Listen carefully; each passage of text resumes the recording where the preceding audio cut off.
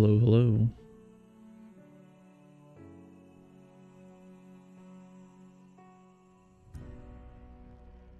All right.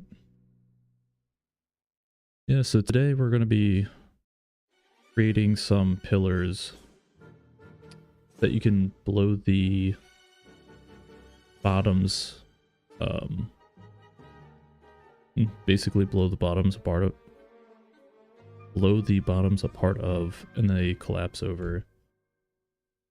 That was so hard for me to say.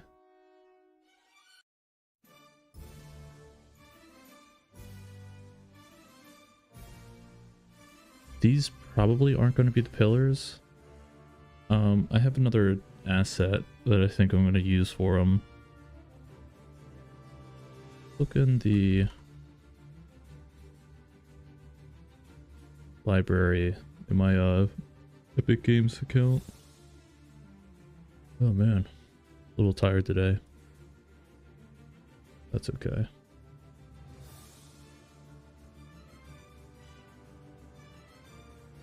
I believe I have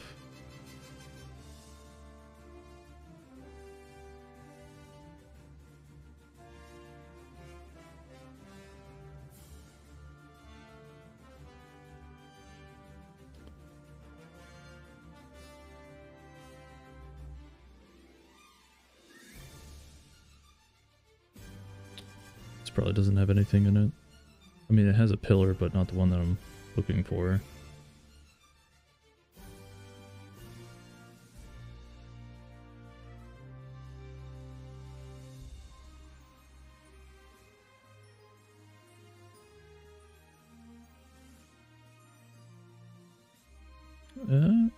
Maybe. Maybe those cliffs in the back. We'll keep looking though. This is definitely an option.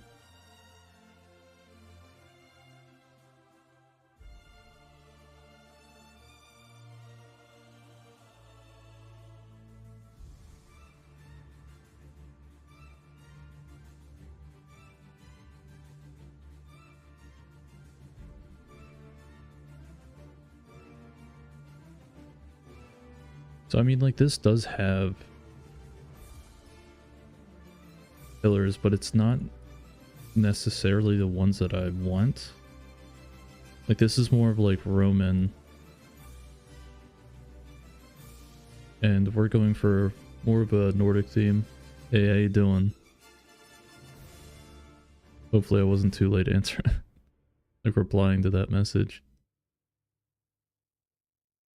Right now we're building that interactable environment stuff. I'm just looking at the asset packs that I have to see if I can find one that I want to use. I mean, if not, I can just use something from Pixel Bridge probably.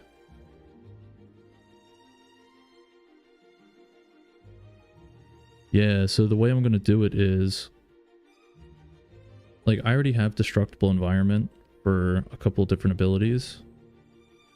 So I'm actually going to use part of the code from that. Which spell is it?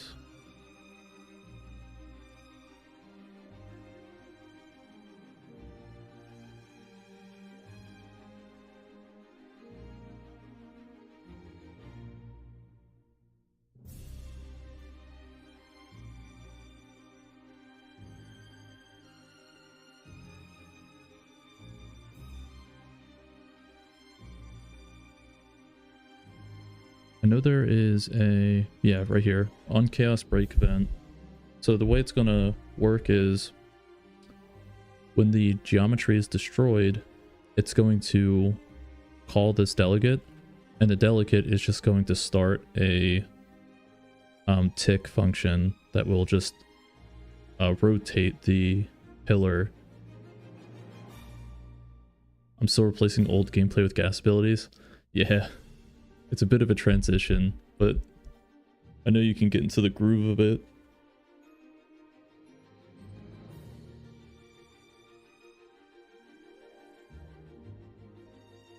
Do you guys know when your next playtest is going to be?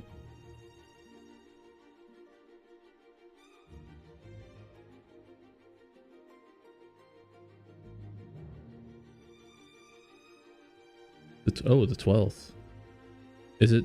I'm assuming this upcoming playtest isn't going to use gas, or you guys have most of it done at this point?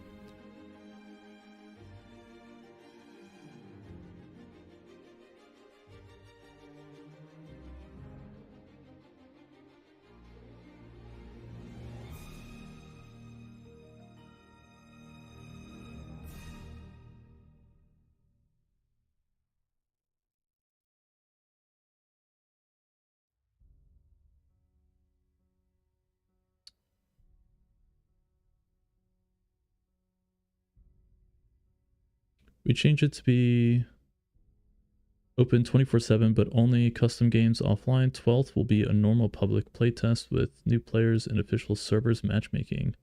No, it won't be finished. Yeah, I was going to say, if you guys got gas implemented that fast into your game, that's crazy.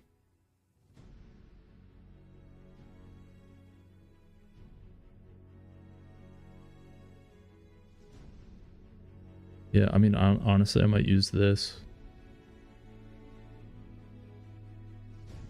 Like, this asset pack is badass.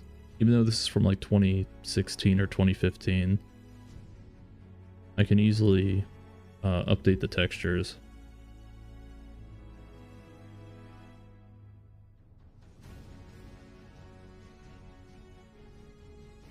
Gas/movement update is currently in the works and only once. Oh, okay. Privately tested. We'll publish major update. We don't have a million abilities. Yeah, I gotcha.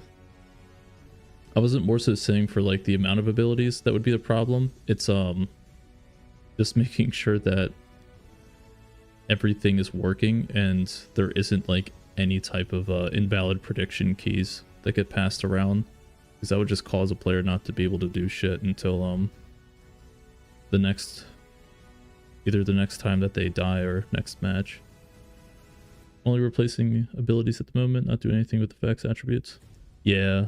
Oh man, so one of the things I gotta do is I gotta replace all of my ability effects with gameplay cues, and that is, I am like dreading the day that I decide to do that.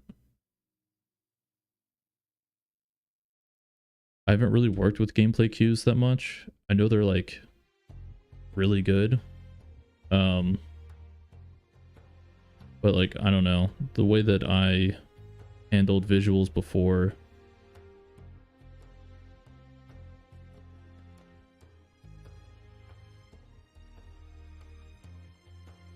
Okay, so what happens is, and the reason I am doing this a certain way, where I have like the client and the server kind of like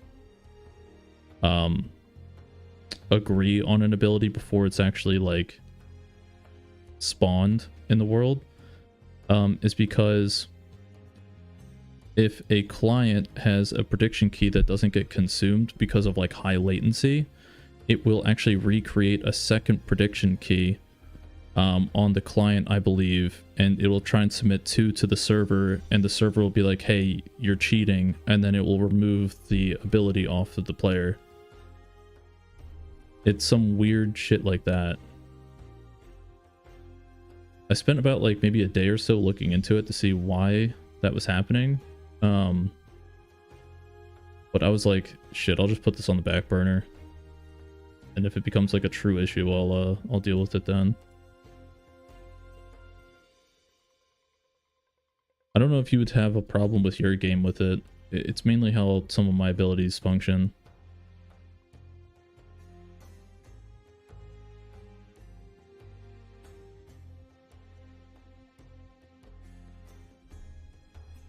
If that will happen, I have something to look at. Yeah, fuck, I don't have a screenshot of the exact error, but I tried looking it up to see, like, okay, like, who else ran into this problem, because it just can't be me, right? And there was a lot of, like, forums in, like, Chinese where they were all discussing it. And, it didn't look like they had a solution at the time, and that was for, like, version 5.1.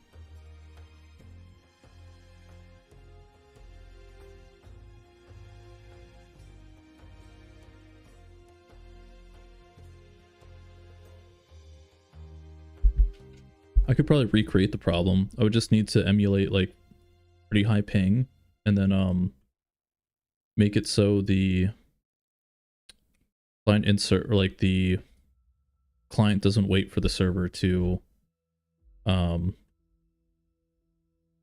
wait, was it server validate or client? Something like that. There was a certain trigger I had where basically it wanted the server and client to wait at the same time to validate an ability. But it would just like let one of them through. And technically it was the correct way to do it, but it would just cause an issue with certain abilities I had.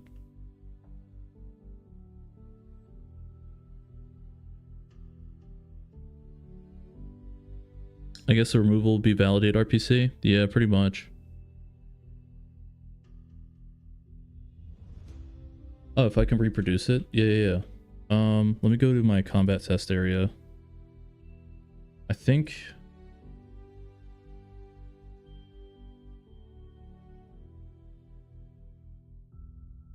Let's see here.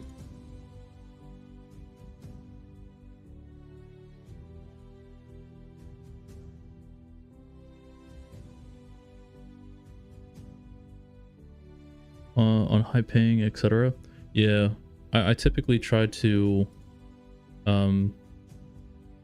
usually stay around like 200 ms to see like how like really bad ping would apply, because like I really only care about like any type of like packet loss, or like if any target data doesn't get like validated or like doesn't get sent through. I need to know about that. Like anything that would be like really annoying to where like you cast an ability and it just like never happens.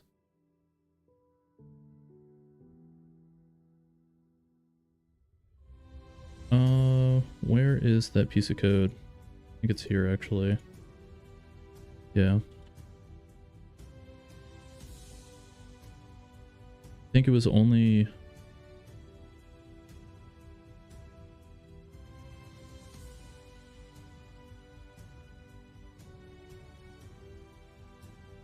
I think I said it's only server wait, or pretty tired, so my brain isn't really working at full capacity right now.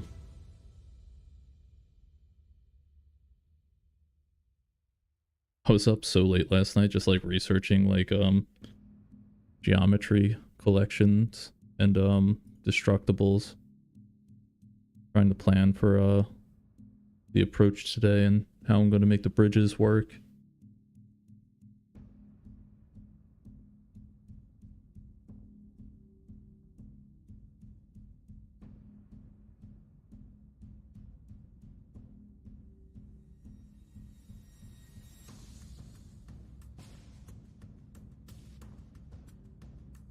Not standalone. Play as viewport.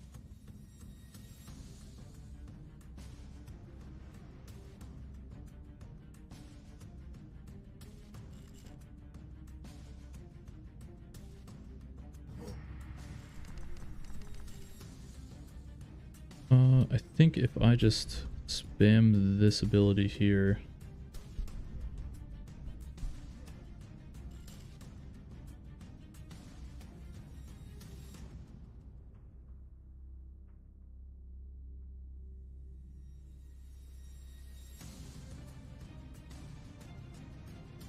I don't remember if this was the actual error.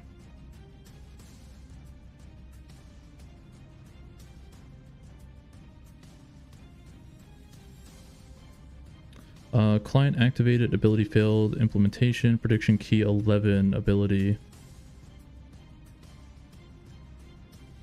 I don't remember if this is the one that I was getting before. It never broke anything. So like the weird thing is, right? It actually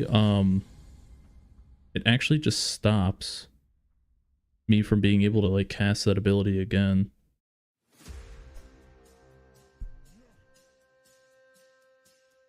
So that's the weird thing. Yeah, exactly. So if it tried to like overlap prediction keys, So, okay, so you're actually giving me a path to figuring this out right now, because if it's not stopping anything, it must have something to do with how the ability is started then. Because this is using something with animation. So maybe it's not allowing the animation to actually go through. No, but it's actually rejecting it before it even starts.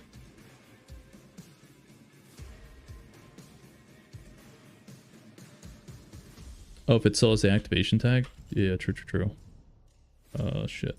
Where's my other... Shit, is it show debug ability system? Is that what it is?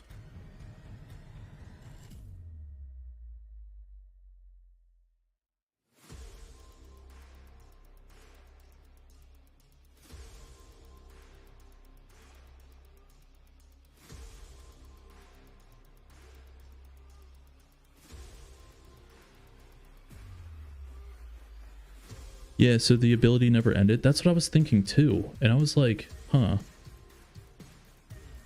I have so many points to where it checks to see if the ability's prediction is still like good, and if it's not, it should just like cancel it.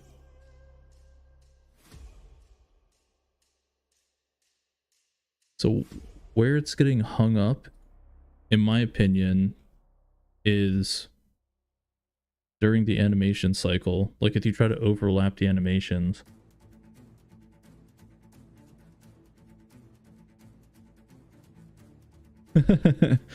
Yeah, no problem. Yeah, I think it has something to do with the animation though, because I think it's like the character isn't finished doing his like cast animation. And I think if I try activating it again while it's still doing that, I think it has a problem. Does your ability allow client cancellation? I can't remember. I wrote this so long ago. This code in particular was probably written within like month 2 of development. And some of them do have like custom pathways, I guess, for function calls. But what happens is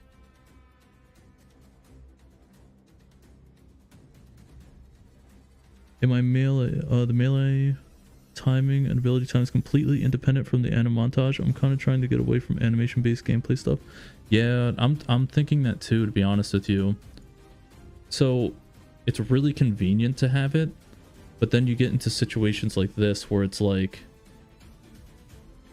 animations were causing huge issues with the transformation abilities. So like I basically had to do a workaround to get that to work.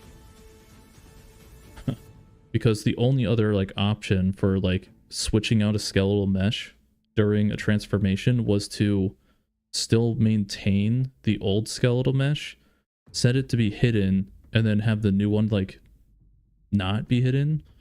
And I was like, I'm not putting 2 fucking skeletal meshes on my character when I could just swap it out.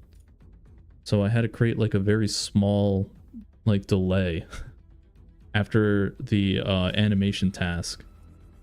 It was really weird. No matter what I did, even like force canceling the task and having it delete itself, it would still cause crashes. But if I add like a very small delay, like after it fixed the problem. It was the strangest shit I've ever seen. But yeah, animations are definitely causing this problem in particular. I just can't like pinpoint exactly where it's happening.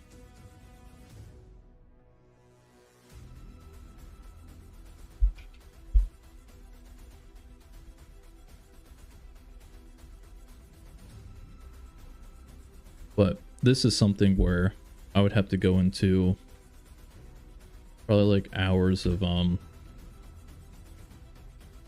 rabbit holes just to find it. So this would be something for like a different day that I would look into.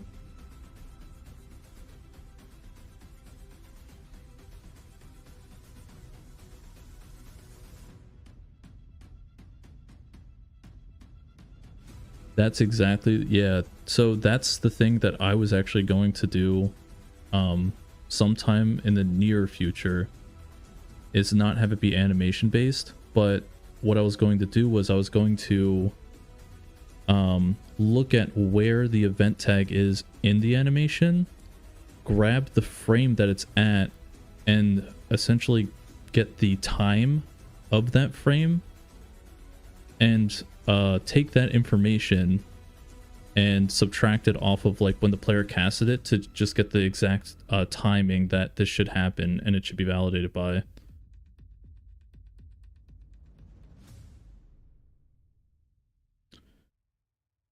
It only update animations and notifies on clients that the mesh is invisible. I would need to change the footsteps worth. So, yeah, there's a ton of workarounds. Dark and Darker, excuse me, uses like a modified version of the gameplay ability system from what I've heard. And the devs have done like Q&As about it. It'd be really interesting to see how they have their shit set up, but I'll never get access to that.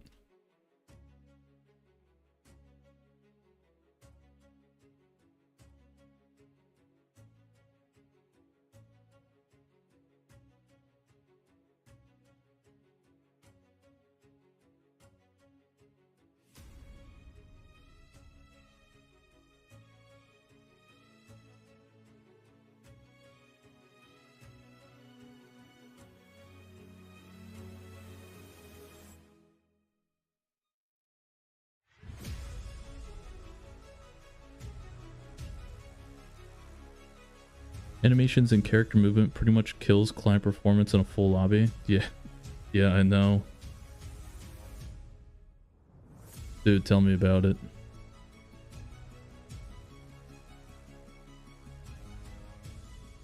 I mean, in my game too, just the animation blueprints alone have to look out for so much. I was like looking into Unreal Engine's their new like movement system that they're messing with. What the hell is it called? It's not dynamic movement. I forget their naming convention for it, but apparently it's something that helps with performance and makes motion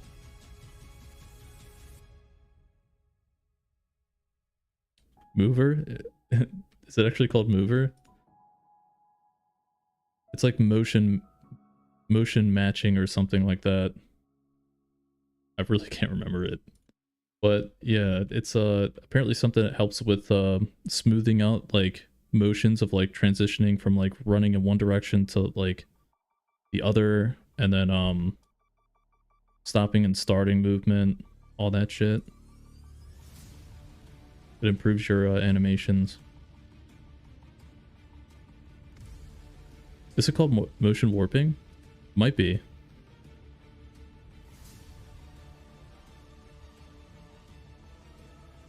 It just helps with the simulation of movement. It looks really cool.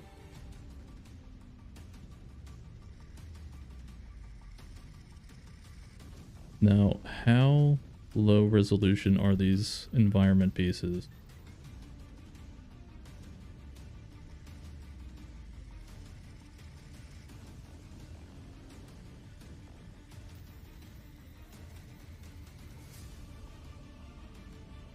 Dear God, I see the polygons already.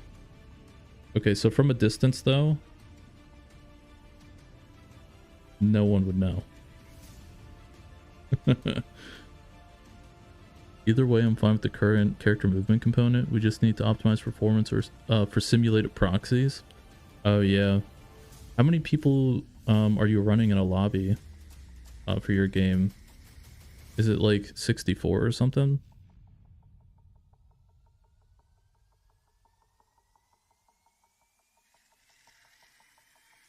Currently 30. Yeah, that is a lot of fucking people. I thought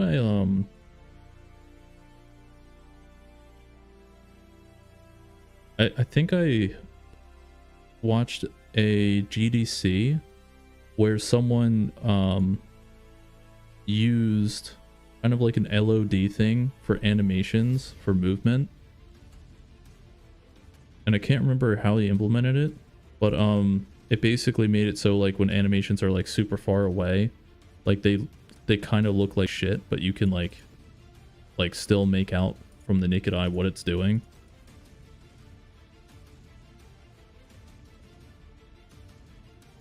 But eventually we want to have the option to have like 100 for custom games or on bigger maps. Yeah, the world partition system should be really good for that.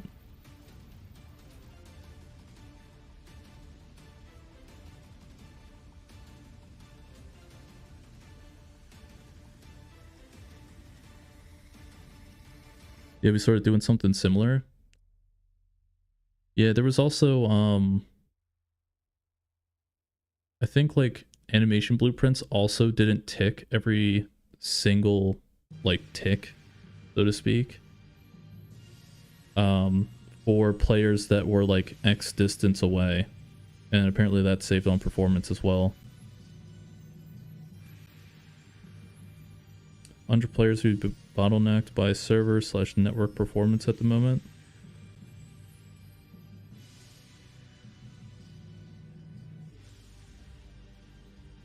Yeah, 100 players is a lot of players.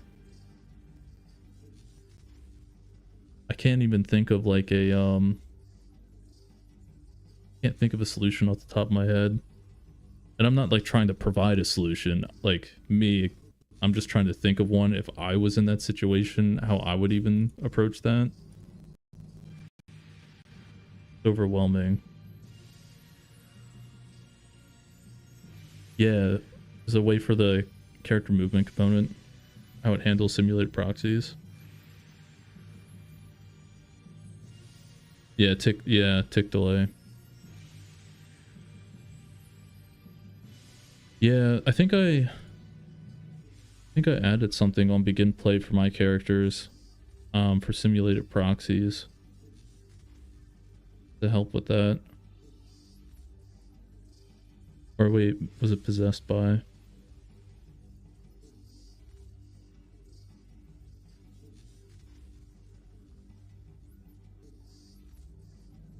Oh no, this was for more so for animation timing sync. Which does like, this feels like it does nothing, by the way.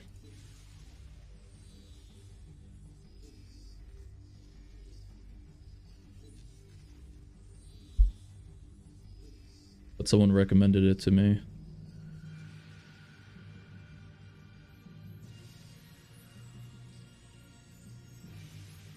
It's one of those things where I put in my code, I'm like, I don't know what the fuck this does, but someone with more experience than me told me, hey, you should use this. I was like, oh, okay, well, it can't hurt, right?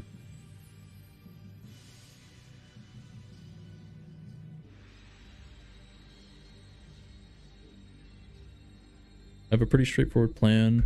I will get the game running, but first need to finish the cast movement update. Yeah.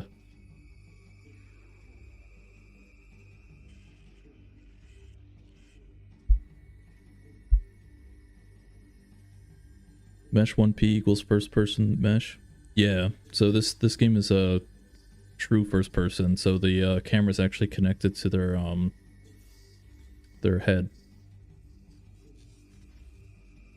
Which has been kind of weird for certain things. Like for one, aim offsets, I've had to be really careful with those. Because when the character pitches too quickly, you can like kind of see like the forehead and everything. So do you have any kind of one player spectating place? Yeah. So when the player dies, you actually go like right into the exact spot that you would be in if you were controlling the character. So you have a first person view of like what they're doing. And you cycle it with like left and right click and all that shit. There's actually a really great article that I read about that. So you toggle the bool again. When you're referring to the bool, which one? This one here?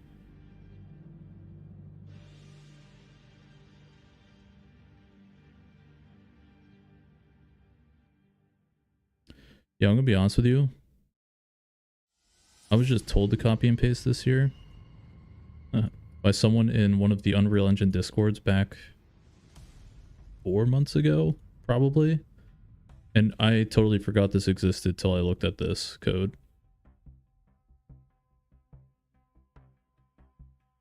If I understand correctly, it will only make this mesh animate for owning clients. That's entirely possible. I actually have no I have no idea, to be honest with you. But with spectating, it still works. And the animations for when you're spectating a player,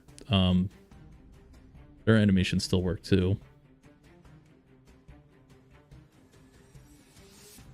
So you can pretty much see everything they do, just like you were controlling them almost.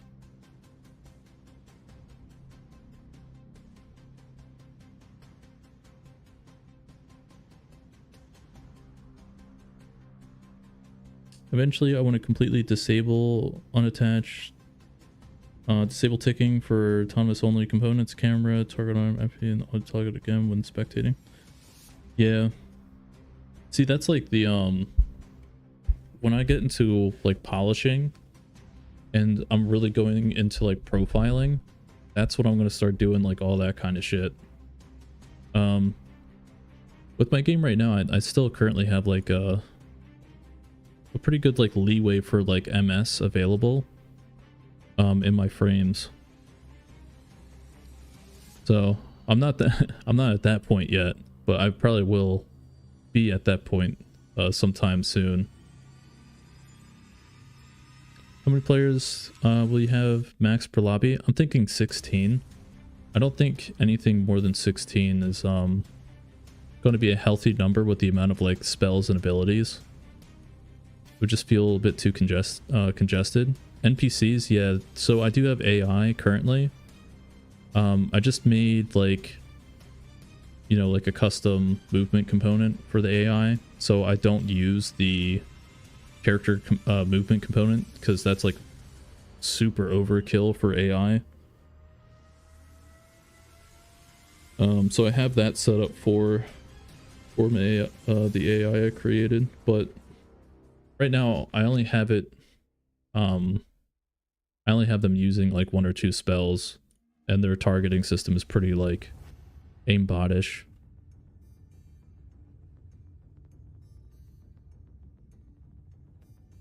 Oh, I also have like their spawn point system completed as well, so I have like a, because I plan to use like PCG or at least try it at some point, so I have like spawn camp blueprint set up.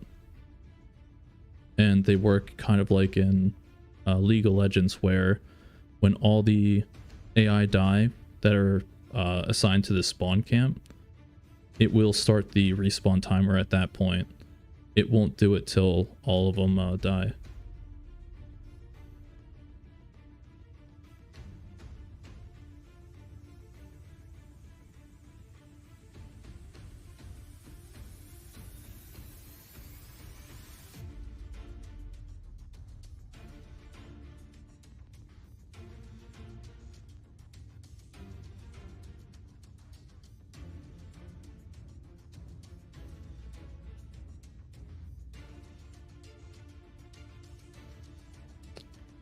These guys are only one direction, it looks like.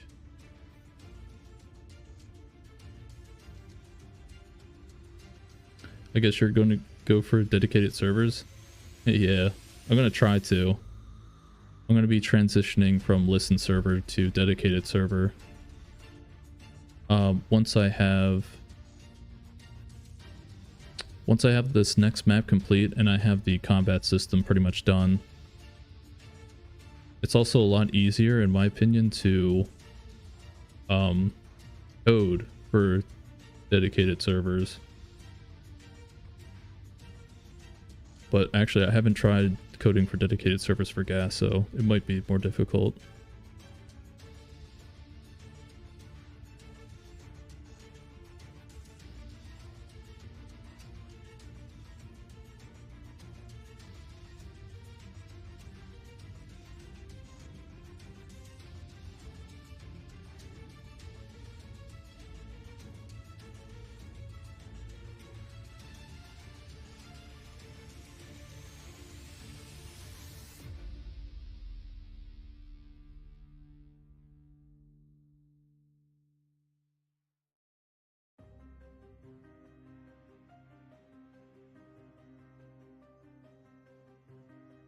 Oh shit, that's actually kind of cool.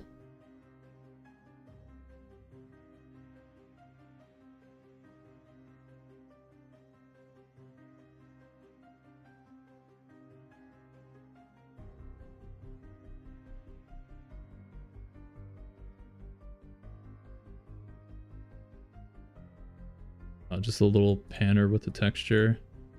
220 instructions, Jesus.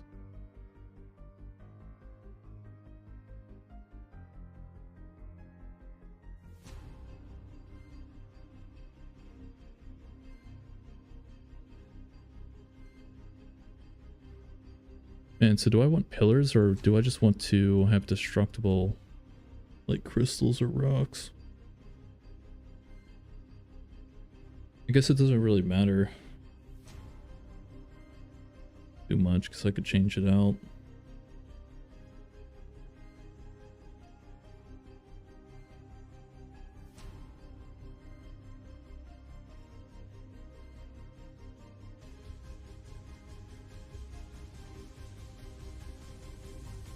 I think for now we're probably just going to use this.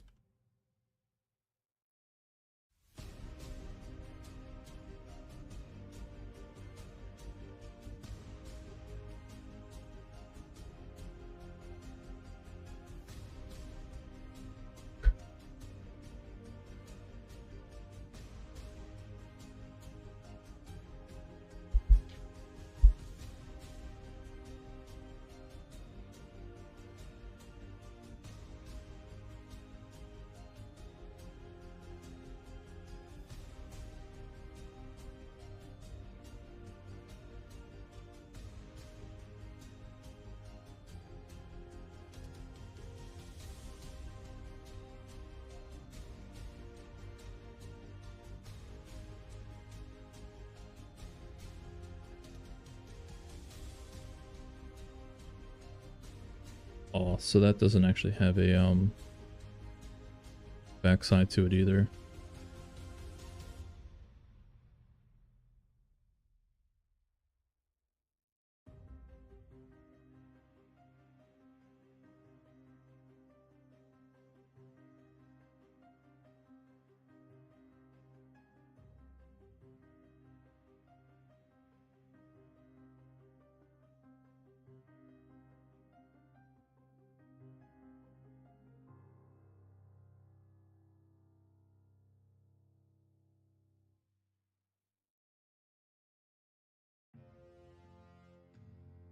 I am probably going to change the texture on this too, because expanding this up to use it is going to look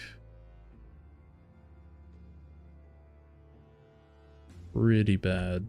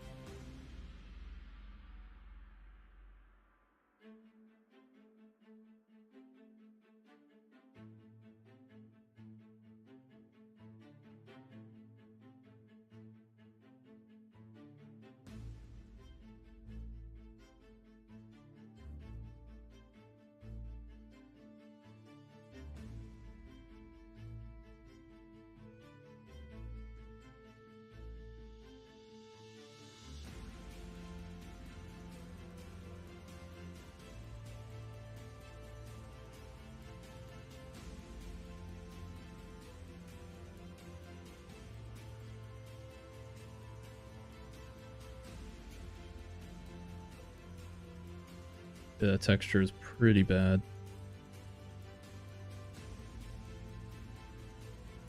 I might be able to actually take the texture, scale it to 4K with AI. It might be able to help the pixelation.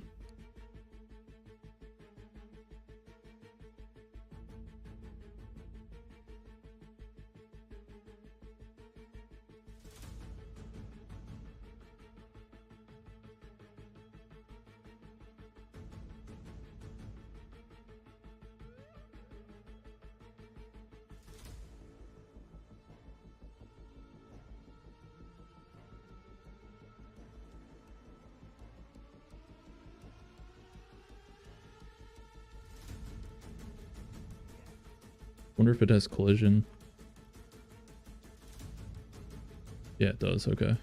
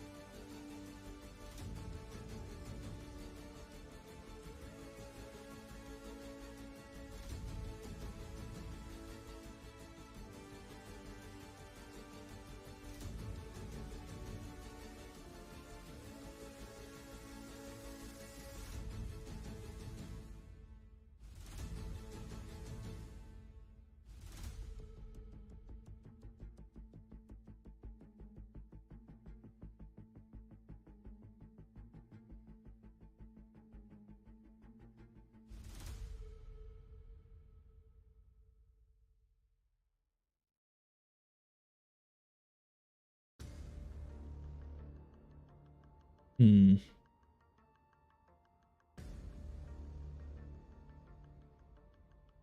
Yeah, I'm starting to debate if I just want to use this or like a rock material instead. See if Pixel Bridge actually has anything like this. Kind of like a spire.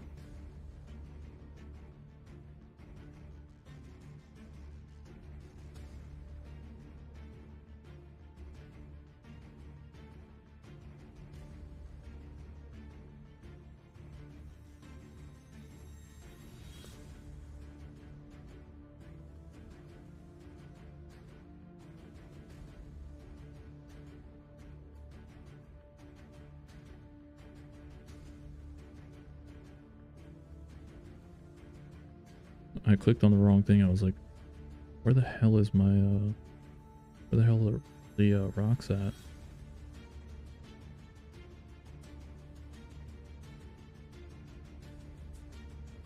Oh, here we go. Now, the thing is, are these one-sided? This one's not.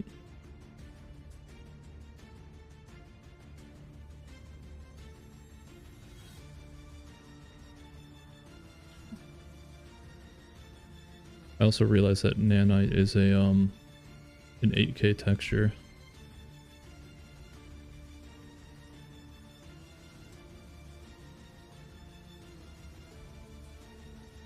So what I really want to do is just take it and if it works, I'll just grab the lower resolution one and use it. I just got to see how big it is because like I know it shows like a size comparison here, but like I wish it would just tell me the the length of it, not just an image. That'd be pretty cool.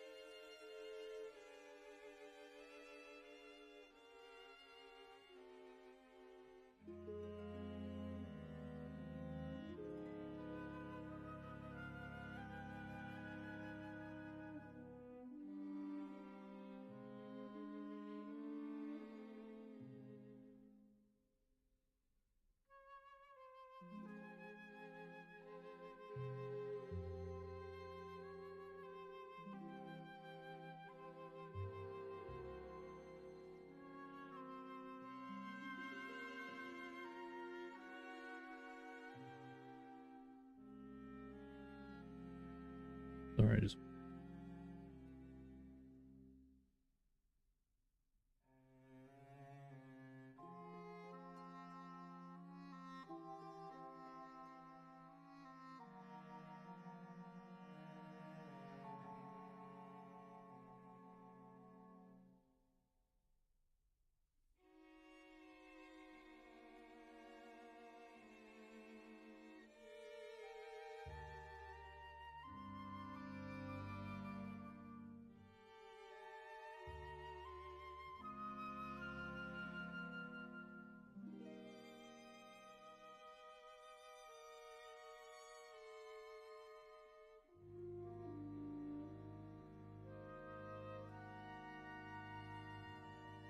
Desert Canyon Pillar Rock.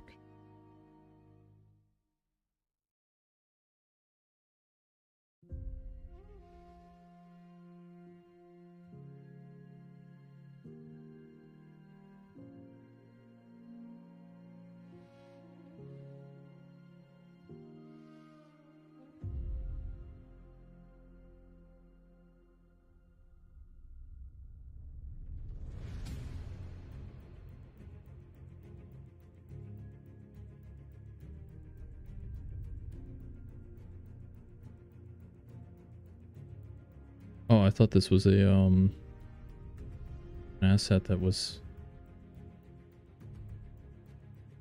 not hollow, but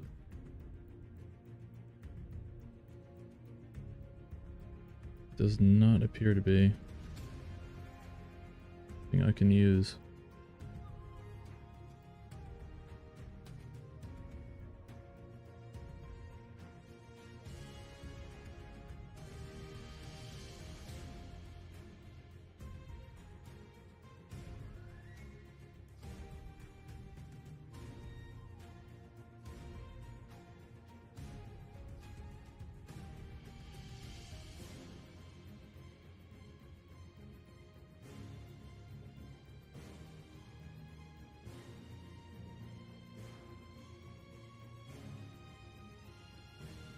What we'll probably do is sculpt out this section here just a little bit.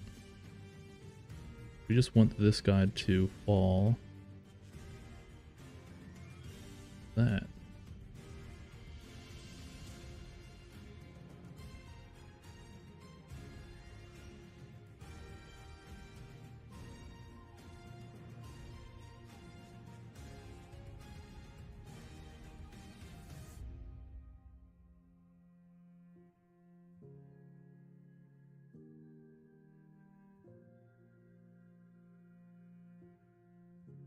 All right.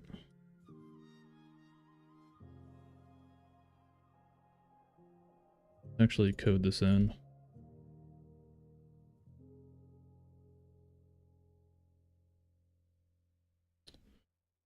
What do I even call this? I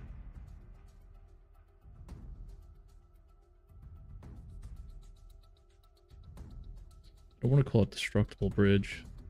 I'll just put the map.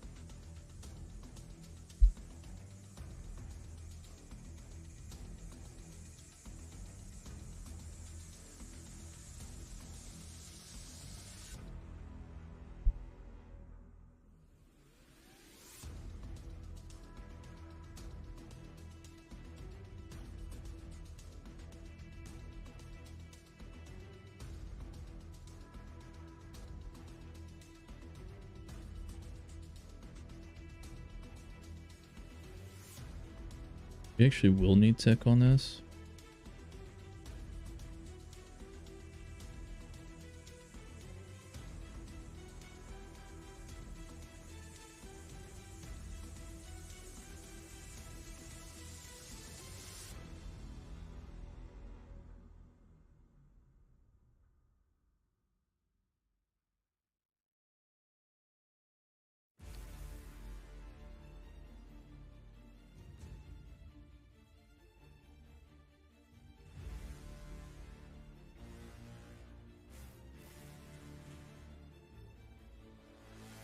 I'm gonna steal some code from my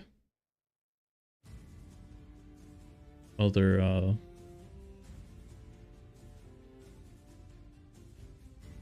excuse me, from my other abilities here.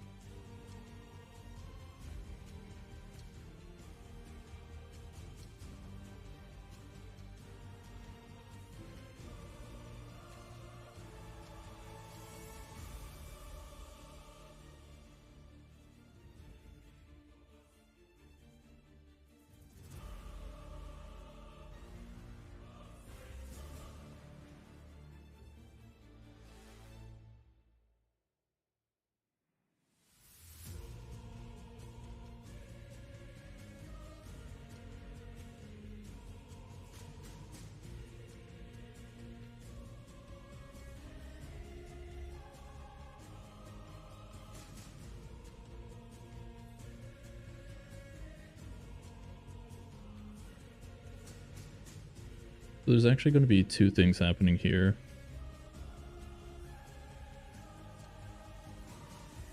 This is going to have a geometry collection, but it's also going to have a static mesh. The geometry collection is going to be the thing at the bottom that gets like destroyed. Static mesh is going to be the thing that actually collapses over.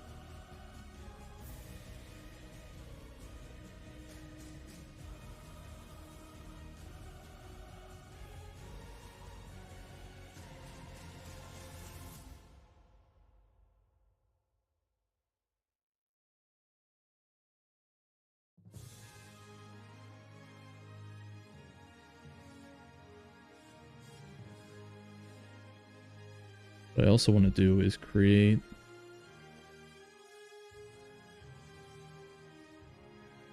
just a simple like box component to use as a as the root here.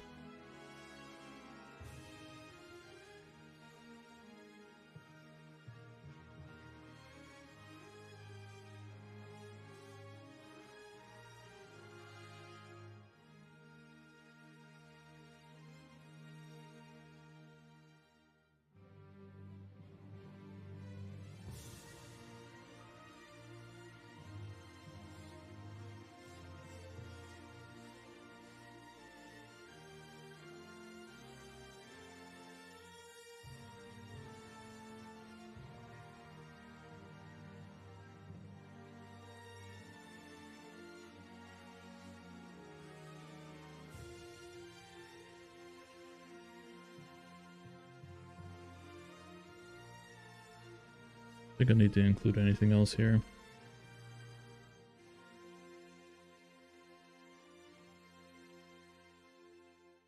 Set that as our root component.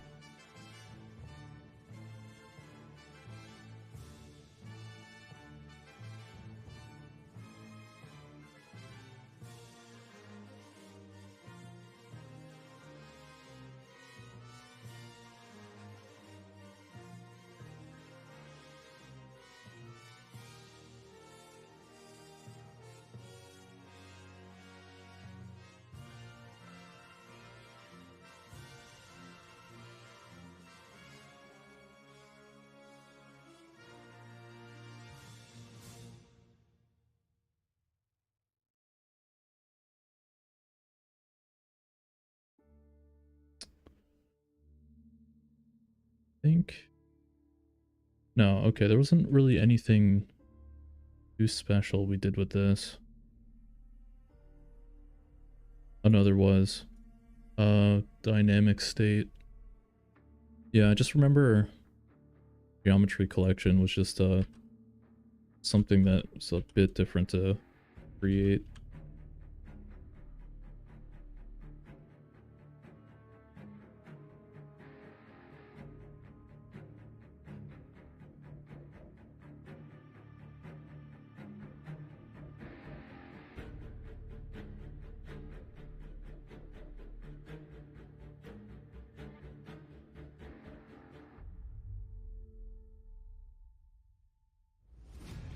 We also want to attach this to our collision component here.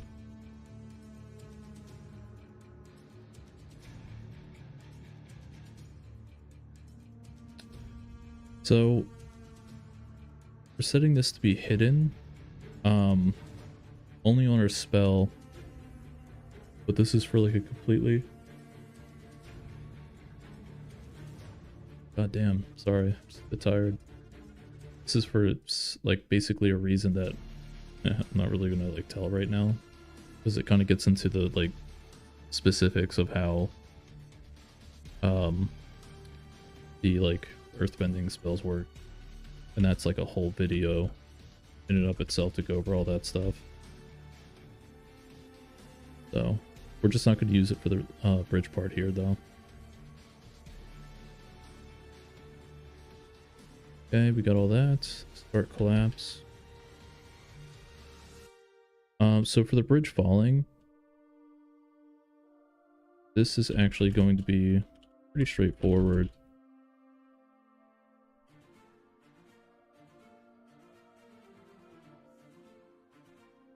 I say that, but I'm like super exhausted, so I might fuck this up.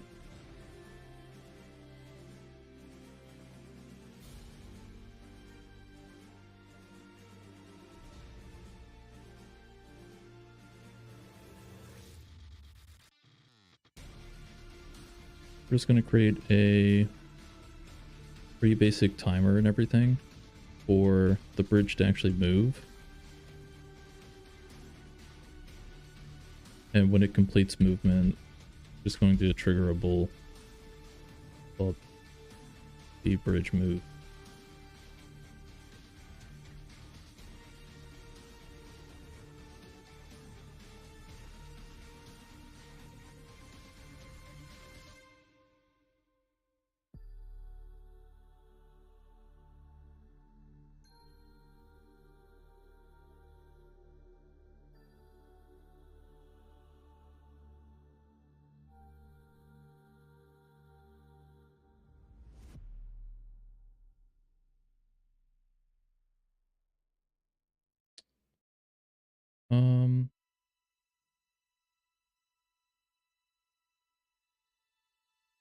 What else?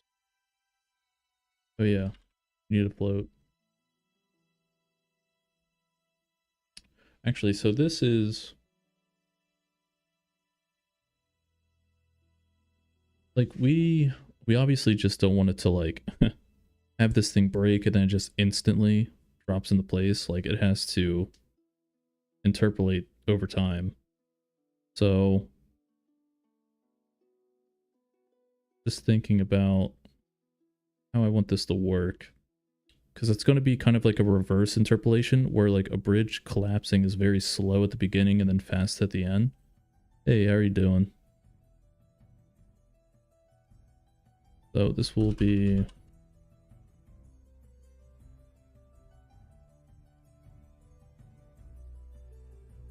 that. I think a good way to do this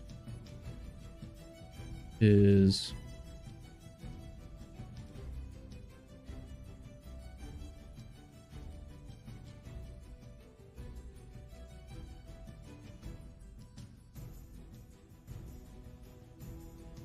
hey, yeah, thank you for stopping by. Have a good day, man.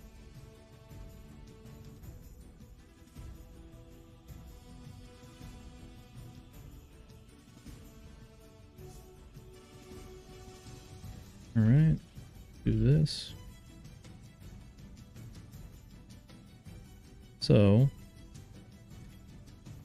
for bridge move, we want to check its current rotation and then compare it to where we want it to move. So, create something called current rotation, get actor rotation.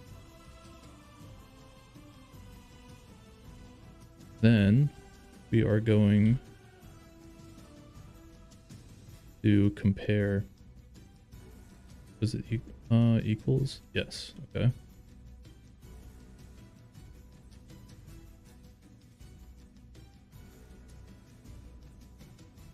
Yeah, so what this will do is it's going to take the actor's current rotation, and if it's not equal to the rotation that we want, it's going to call this function down here, which is just going to interpolate towards the direction that we need. Now rotation is really weird because there's negative values involved in this, right? It's not as straightforward as you think it would be with like position or like vectors.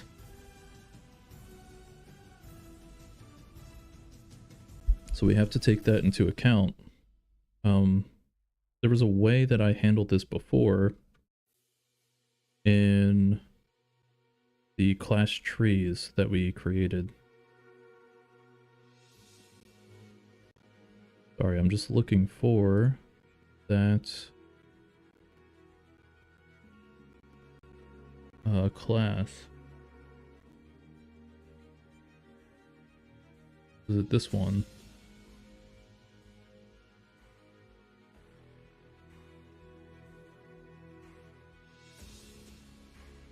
No, not this one.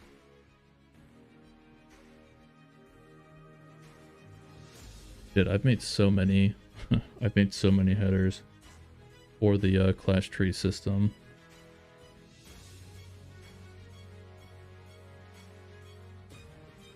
Trying to remember where I put this one.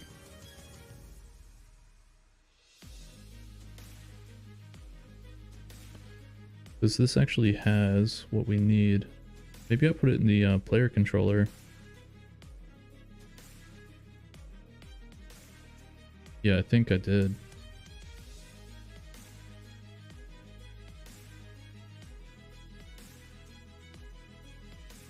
I'm just scrolling, seeing you live. And I am also a game art student. I'm curious, what are you doing? What are you doing? I also want to become an environment artist. Oh, right now I am making destructible bridges. So one of the things I want, don't mind the texture, we're going to be changing that. We are going to have the player be able to destroy the bottom of this pillar, and we're working on the part where the pillar actually falls over and lands onto the other side here.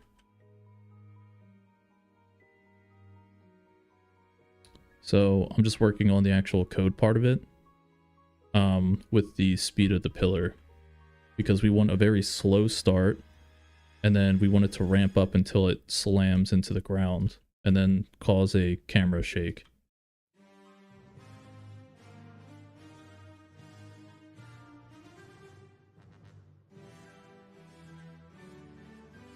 But yeah, in terms of the environment, we're just going for kind of like an abandoned quarry look.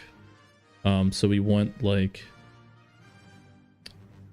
you know, ore and like veins and stuff like that around, but I was testing out how I want to implement that. And for textures, I was going to like paint them on, but that just could not work with how landscapes work in Unreal. So we ended up using something called decals, which are essentially like stickers that you can put onto the landscape, and they don't stretch or do any of that other shit that painting would. And I think it looks pretty good. We're going to be changing the ones on the bottom because they're fucking massive.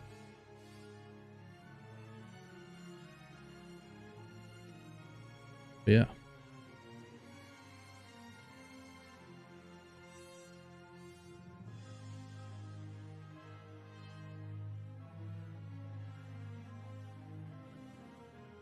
Yeah, when we first started building this environment, totally different. But what I'm going to do is, once we complete everything in the environment itself, I'm going to make a kind of like a time-lapse video that will speed through everything, and I'll go over all the decisions I made at the time.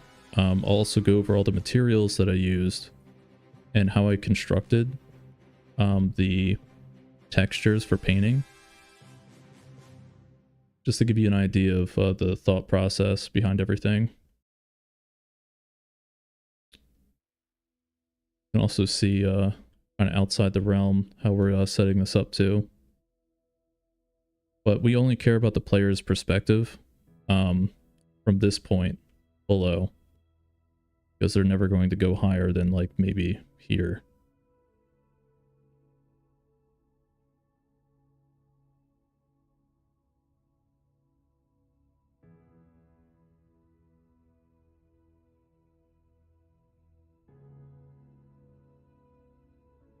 Yeah, this is a personal project I've been working on for 156 days. This is one of the maps I've made. I've made a couple other, but this is going to be the newest multiplayer map. That's going to have like a more interactable environment.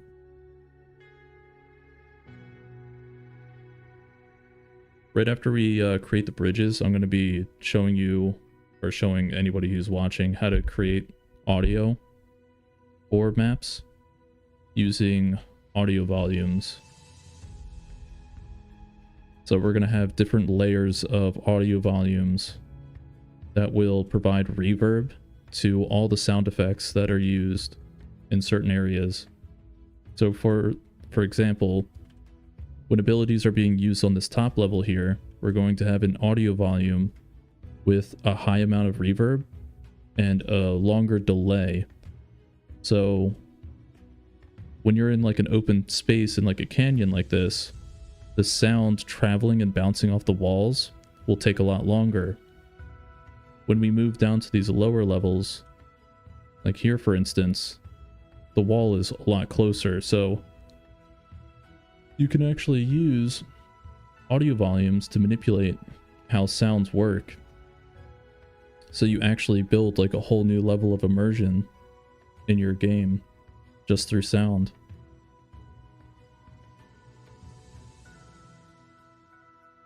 So I'm going to be showing how we do that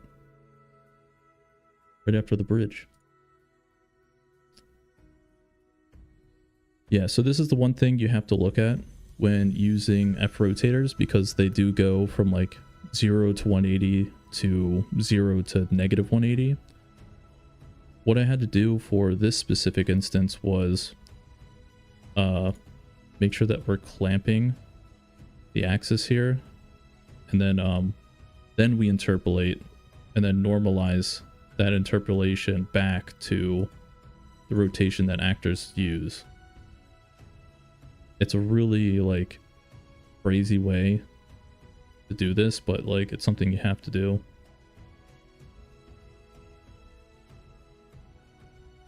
So what I'm actually going to do is take part of this code and move it over to where we need it.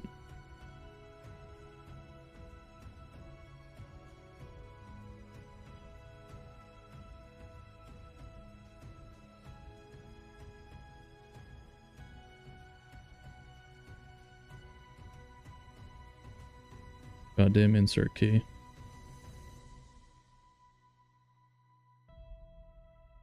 So we're not going for, obviously these are variables we used in the other part of the project. We will call this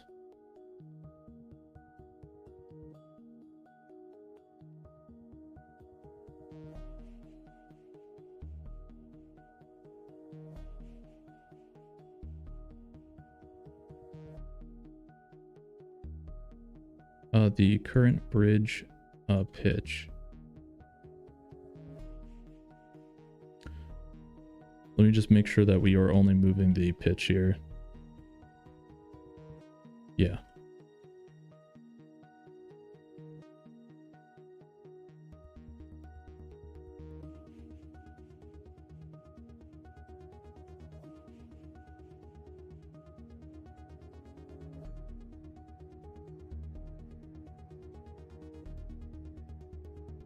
Thank you so much. It helps me a lot in just a few minutes. Learn new things as a student. Yeah, I mean, if you have any questions, ask away.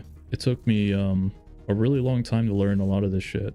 and many hours of research. So if I can help anybody speed up the process of learning, that's what I'm here for.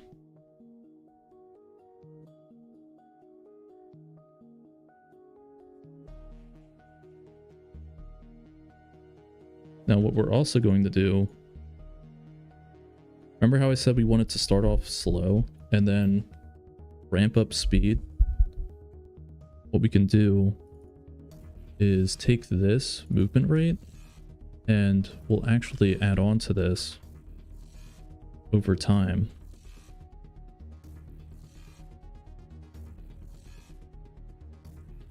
So we'll have something where it has the, we could probably call this bridge starting movement rate, and then we'll create something called ramping.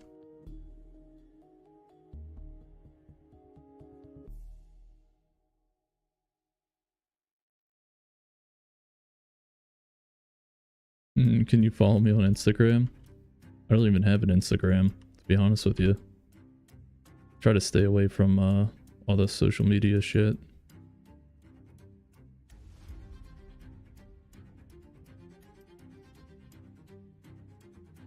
In my opinion, and this is a hot take, Instagram is a waste of time.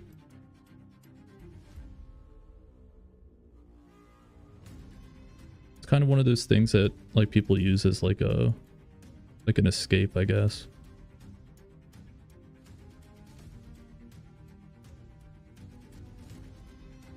But I got too much to do.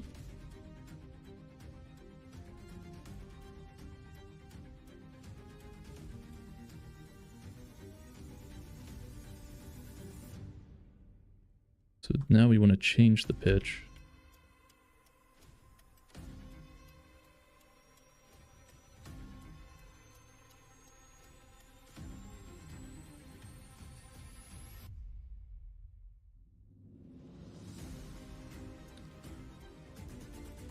Desired camera rotation, y'all. This actually would be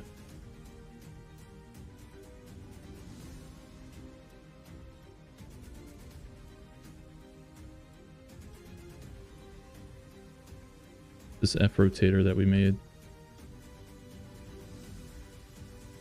which I'll change it to a float, and we'll call it the bridge final pitch rotation.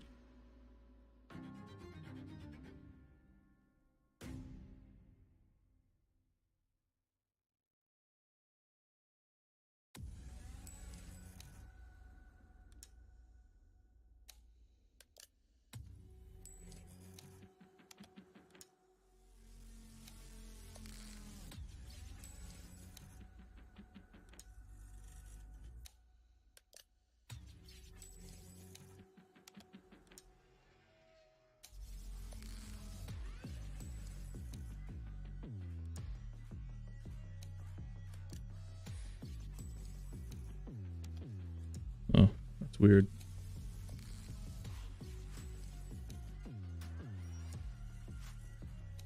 I'm using social media for connect to artists and for inspiration. Hey, yeah, I mean, if you have it for that kind of purpose, then yeah, that's totally different than what most people use it for. But I mean, like all the material that I create is on YouTube. I post it up for everybody to learn from or look at, get ideas. I also have a link to Discord. If you have questions there, you can ask me. I'm usually pretty quick to answer. I use FMath here for this. Yep, that makes sense.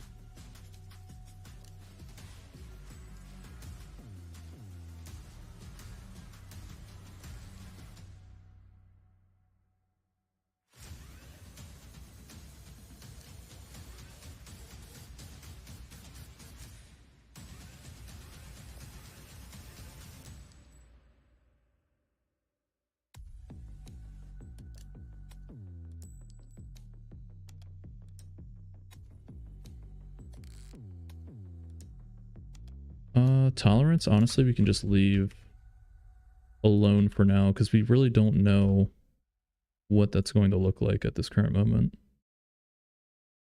Then we want to normalize our axis.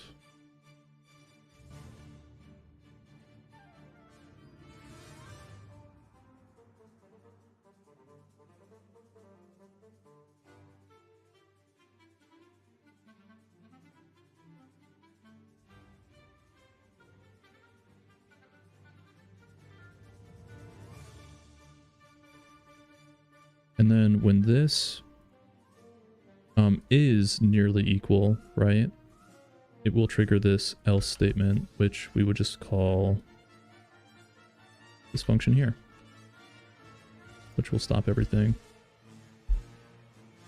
Do I use ArtStation? I'm gonna be honest with you. I'm not the best artist. I don't think my work is like too great. I just know how to get by with it. Or like I know how to like trick people, I guess, into thinking that I'm like really good at art. Sort of. I kind of just show people tricks on how to like improve like the fundamentals and how to do like basic to intermediate like environment design for single and multiplayer games. Not just for like art, but for like actual purpose.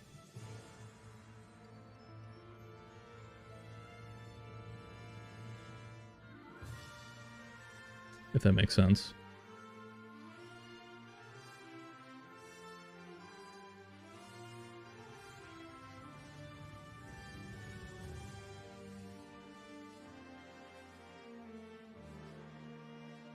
All right, so what's going to happen here is when this geometry collection explodes, it will trigger our bridge mesh to start moving in the direction that we want it to. What we can do to confirm this is actually make some logs here that will print out when it's actually moving. Because we actually want to know all of this information during development so we can track this.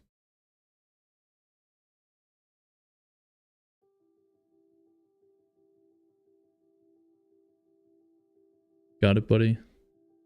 Yeah. I'm not the best artist, but I can get by.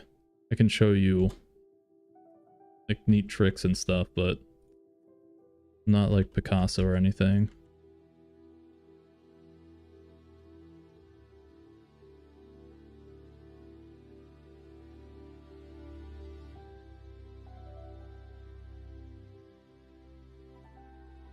Okay. Alright, so we're tracking everything here. We're going to know when the bridge starts moving, when it completes movement, the process during movement as well. Let's set some default values here. Like right now, the current pitch that we have is -85. And that's relative. So this is the angle that we would want this to be.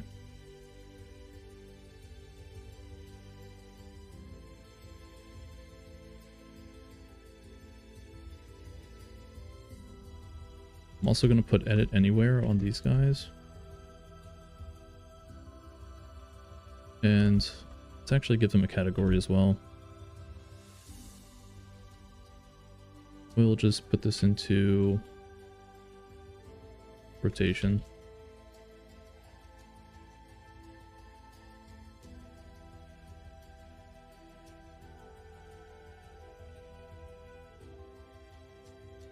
Okay.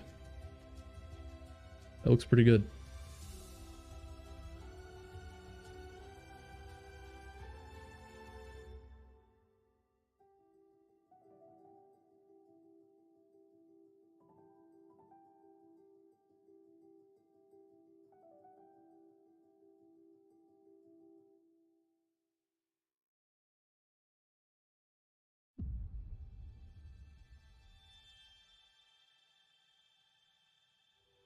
What I'm going to do is save this and recompile.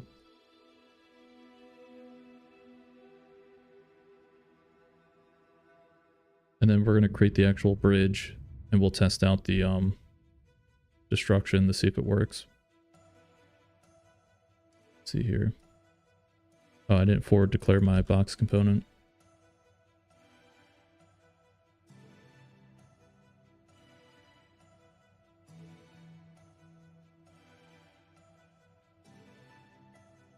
Got a Visual Studio sometimes.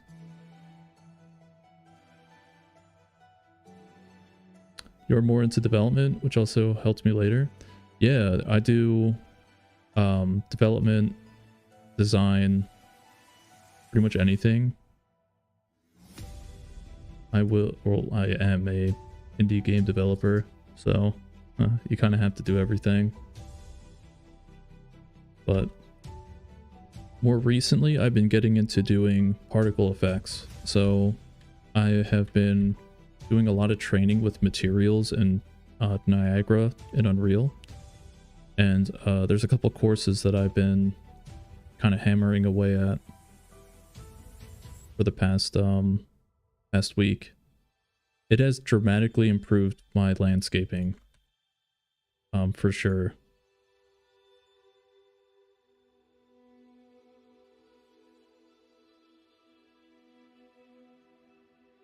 Let's make this a bridge now.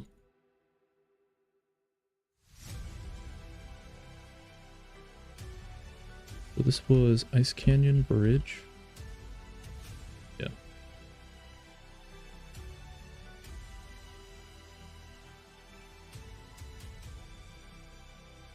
Couple things we're going to need here.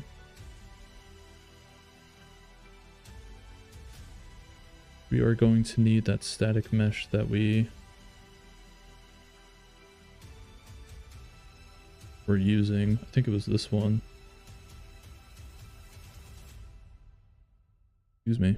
SM Fire Fort Pillar 2. Got it.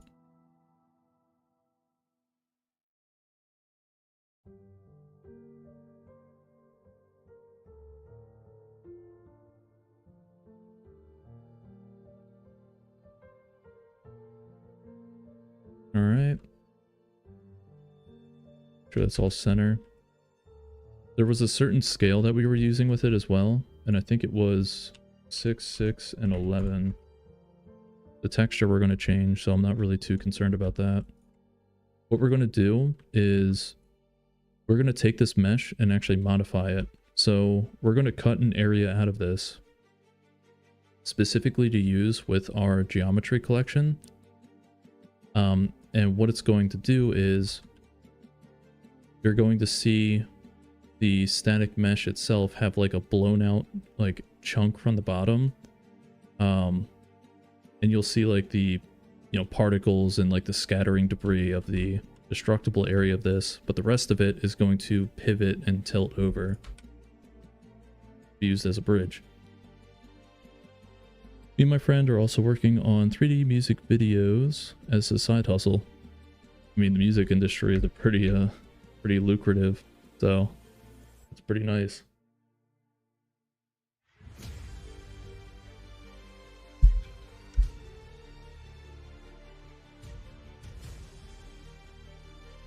All right, let's head to our map and put this guy in.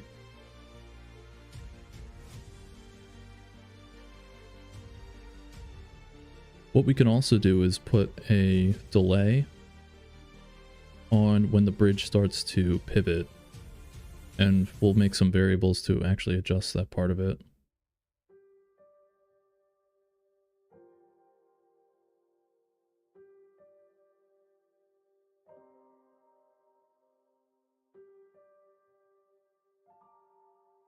The good news is this will also be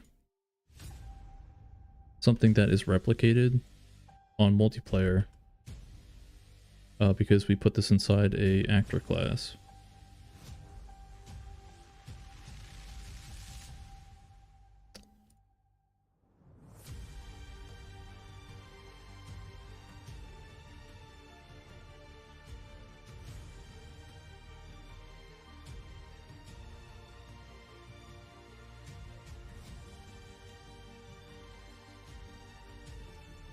Move this guy out of the way. Actually,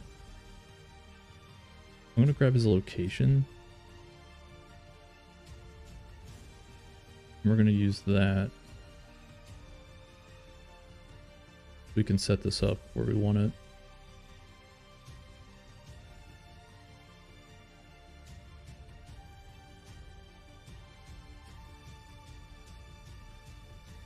Real quick, let's test the pitch. Yeah, so we want it right about there.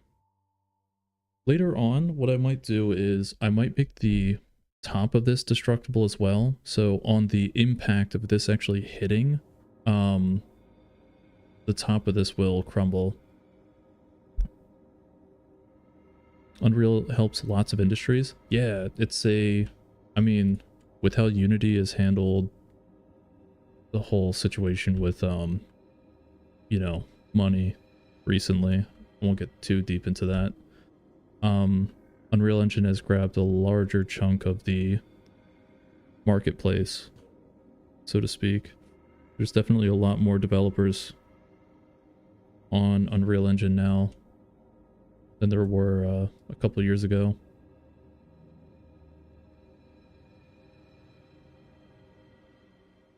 Let's set that here. And geometry. So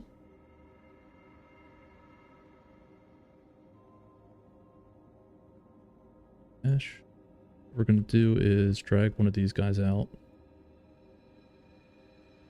scale it up, and turn it into something we can use. Not 110, Jesus Christ.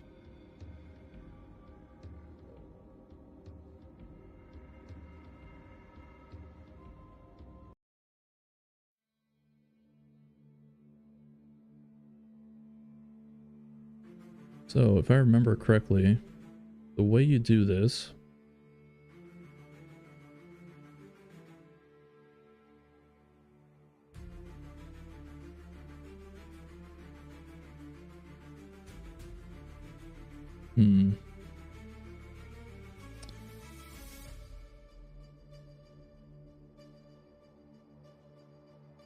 yeah, fracture mode, go here, click new.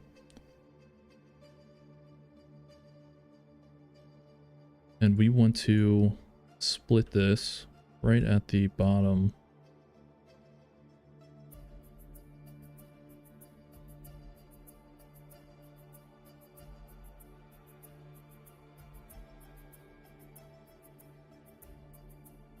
Oh, 1 second, hold on.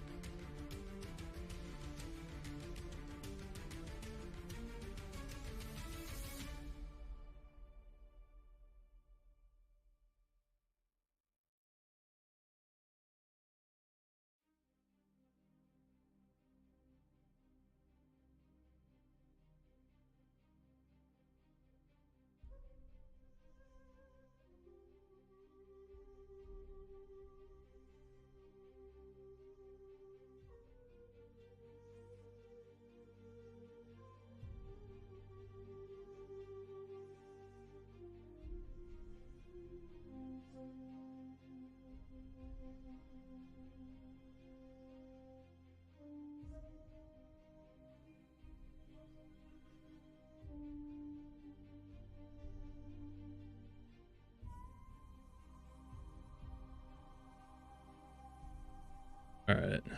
Sorry about that. So it's a PC game or mobile? Man, if I could make this run on mobile, I'd be a genius.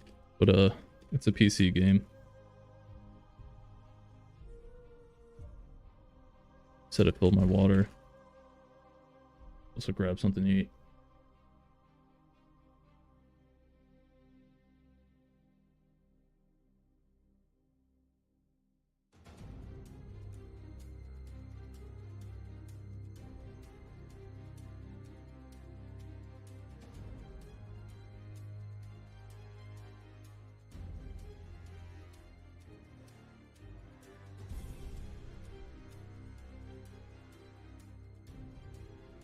Okay.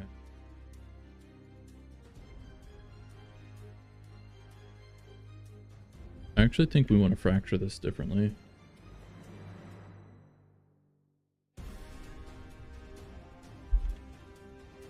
We definitely want this to be more angled. Right?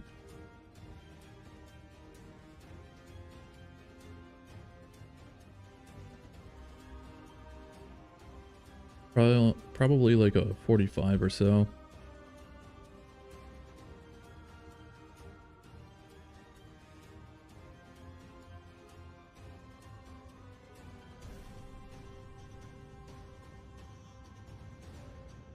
Where do we want to cut it as well, right?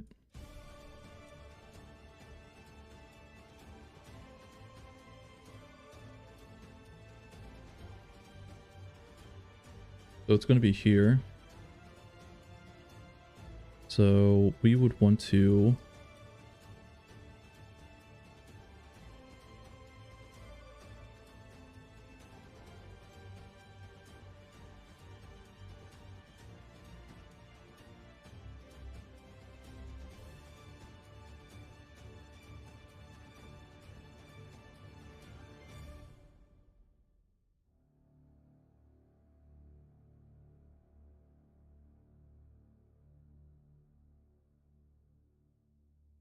right now what I'm doing is I'm just actually measuring the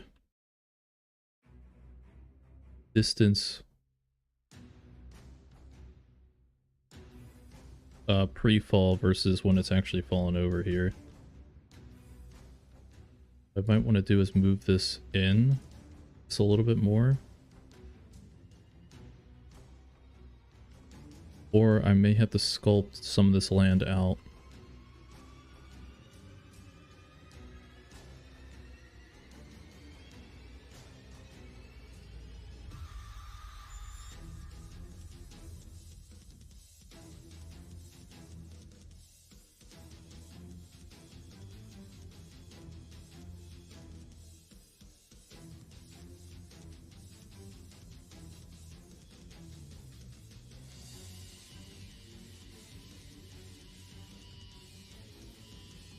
What the hell is this song, by the way?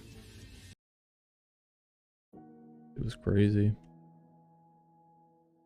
Alright, so we have the fracture there.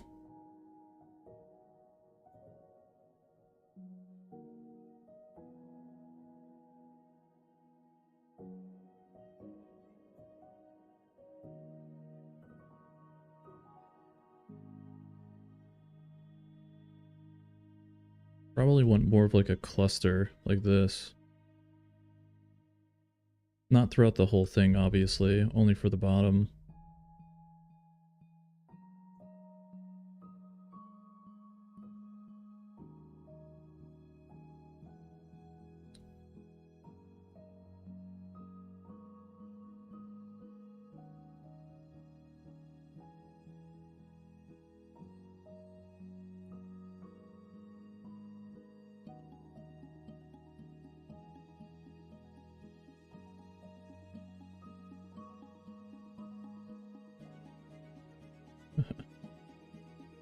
That's a bit much.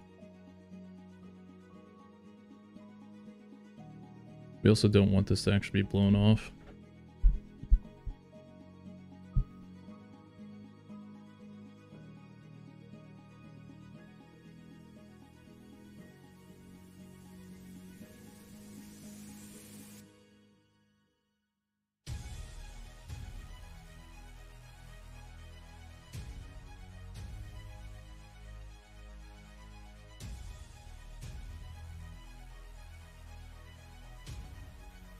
Yeah, let me look up the hotkeys real quick.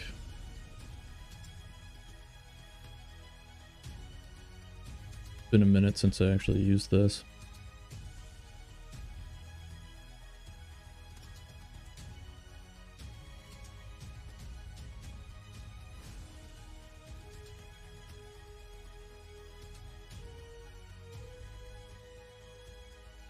I mainly just want to see the... There's like a view mode for this.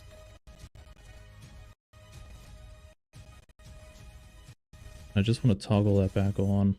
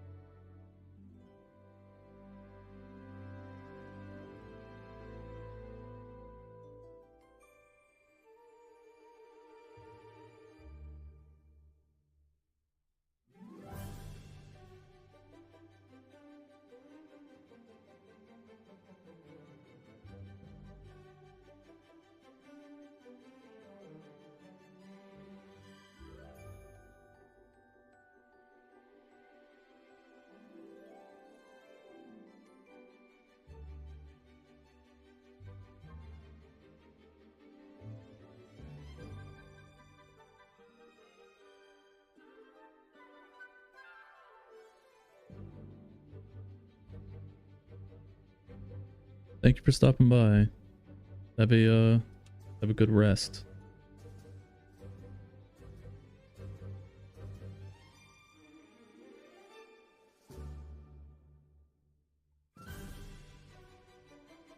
What we want to do is make sure that this is only cut during a certain section of this.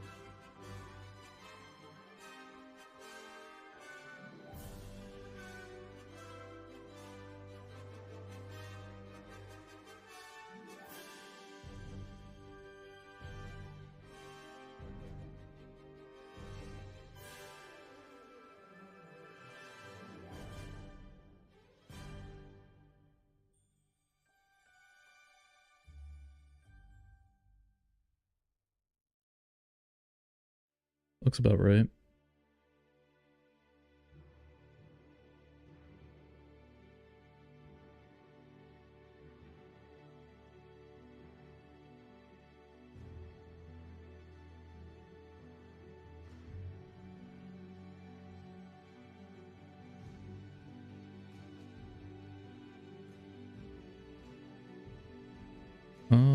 Is that the kind of clustering that I want?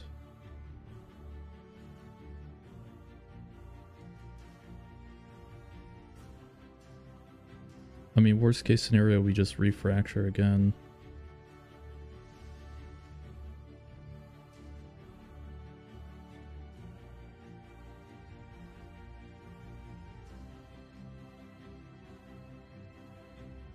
Oh, did it not actually do it?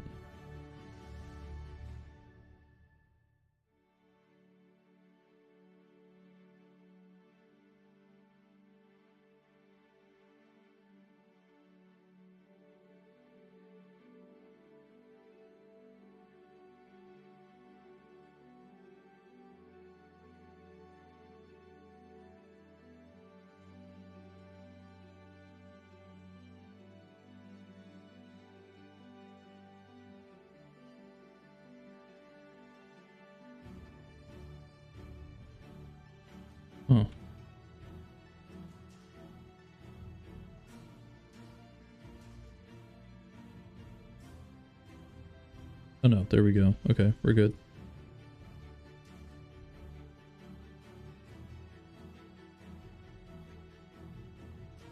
Okay.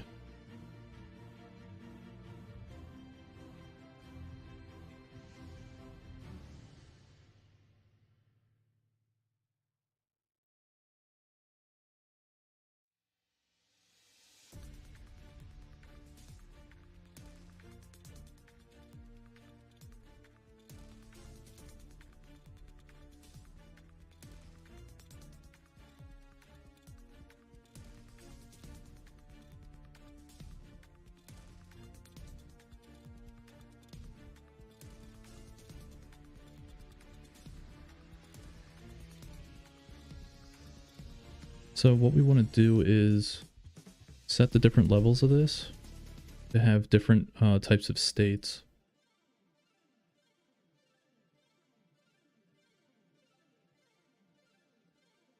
We do not want the top piece to really move at all, but these bottom pieces we do want to be pretty much just like blown off the map or like fall down into the ravine.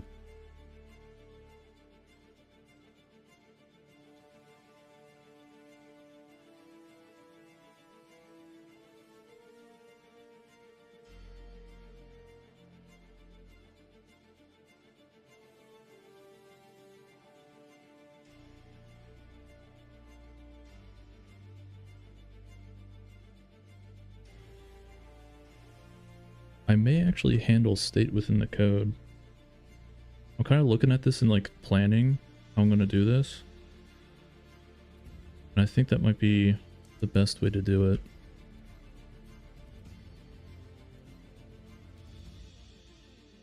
It's also been a decent bit of time since I've messed with this.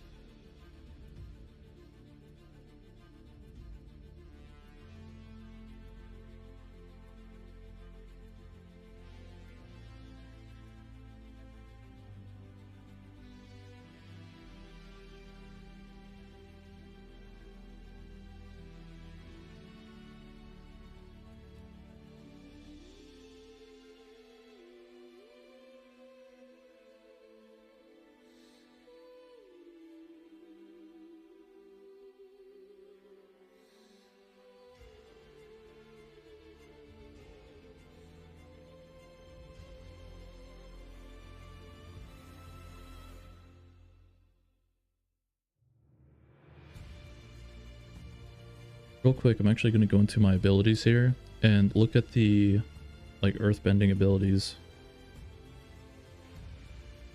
Specifically this one to see how I have the collision set up.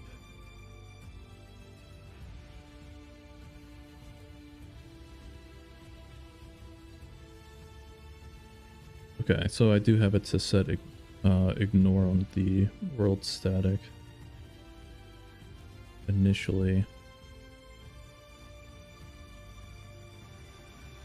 And I think I did that because I don't want this to break on the ground while it's coming up.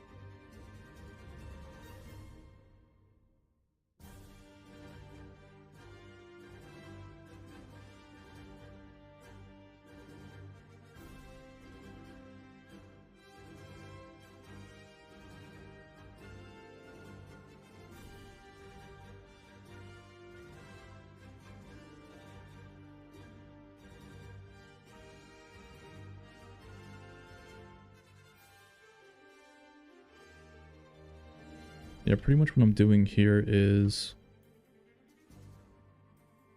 taking a bunch of the settings that I had from our earthbending ability and putting it onto the geometry collection for the bridge itself. Because they're going to have pretty much the same exact interaction with abilities. But I want to make sure that kind of functionality is pretty linear across both things.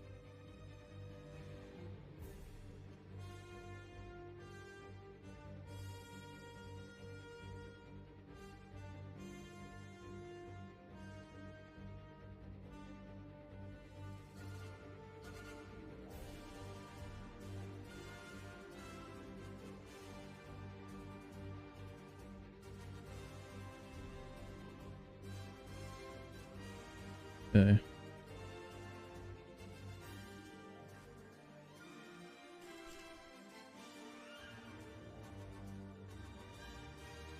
So we had something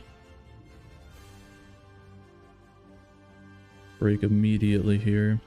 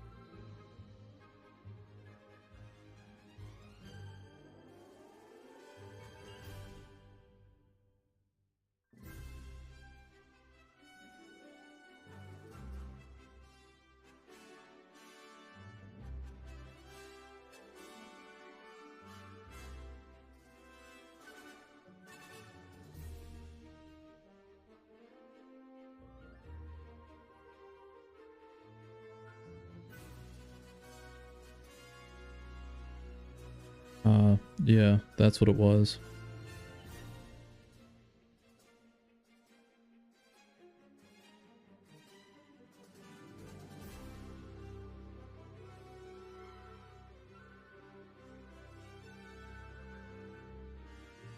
So we're going to have to make this pretty much ignore everything besides spells itself until it gets destroyed. And then we allow it to collide with the ground.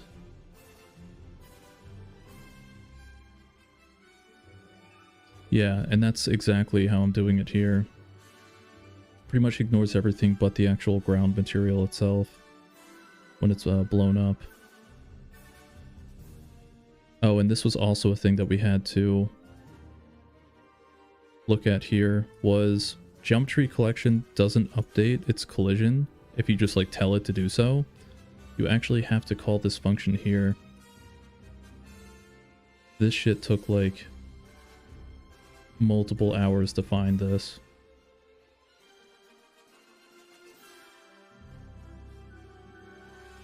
And we don't really care about sound right now, but later on we will.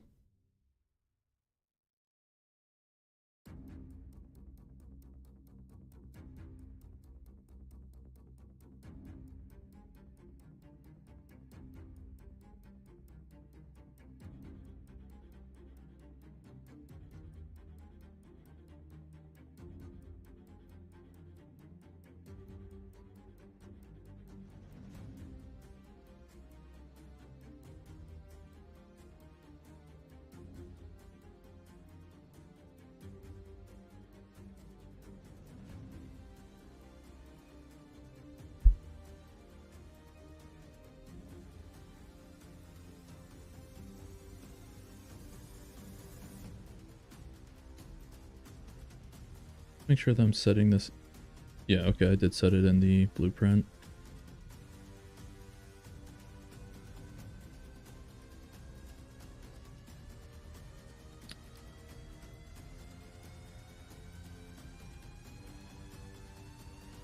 Oh, it might be the static mesh itself.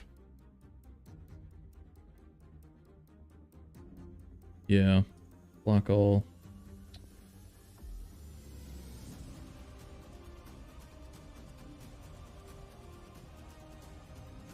So what I'm probably going to do is this. The static mesh itself is probably not going to have collision until it's destroyed and becomes like an actual bridge. So I'm going to set this to custom. Actually turn collision off temporarily.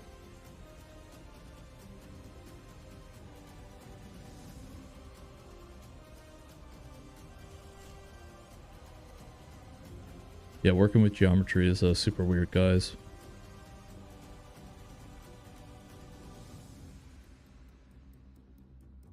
As you can see, this just fell through the floor. I think it's because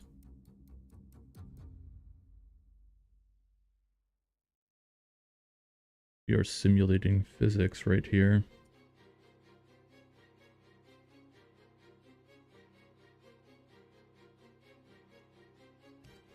There was tricks I did within like the earthbending abilities to get around a lot of this shit, which is what I'm actually looking at right here.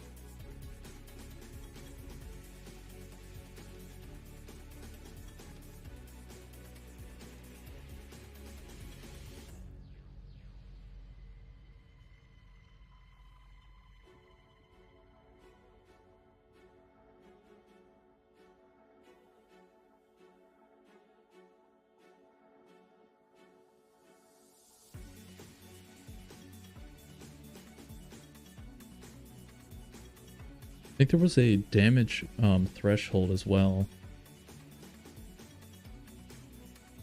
that I changed.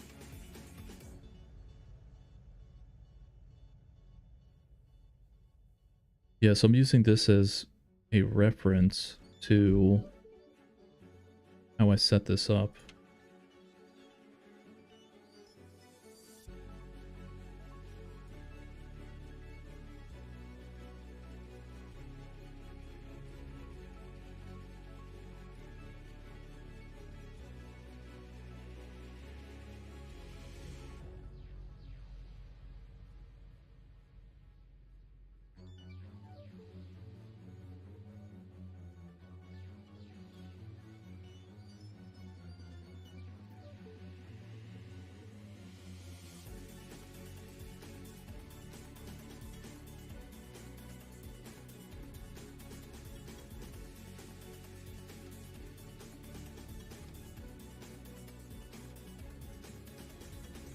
Actually shut gravity off.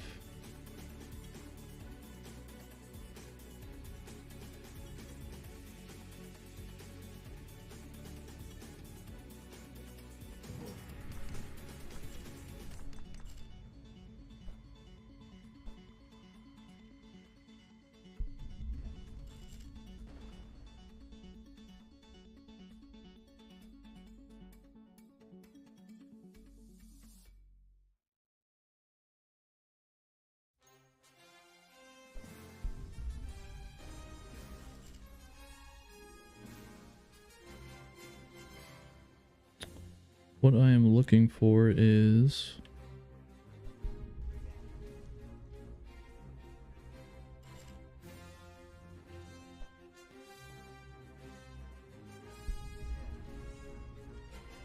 yeah, it looks like the geometry component is destroyed now. But what we are not getting is the break event.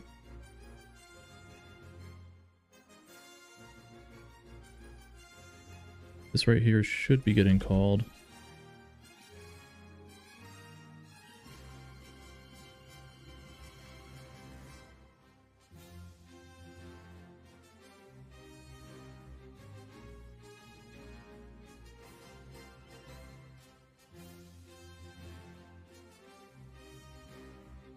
Yep, okay.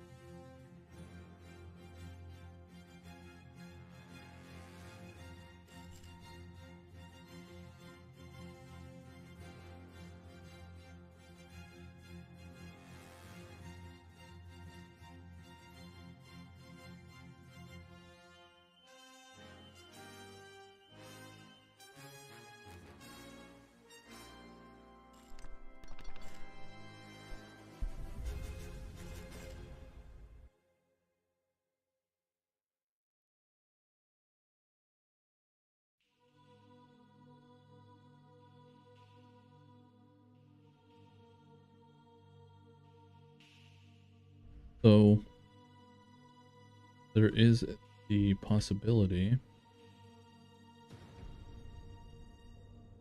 What I'm going to do here is test this theory out, that this is actually getting broken before the delegate is actually getting set. I'm going to bring this component out, and we're going to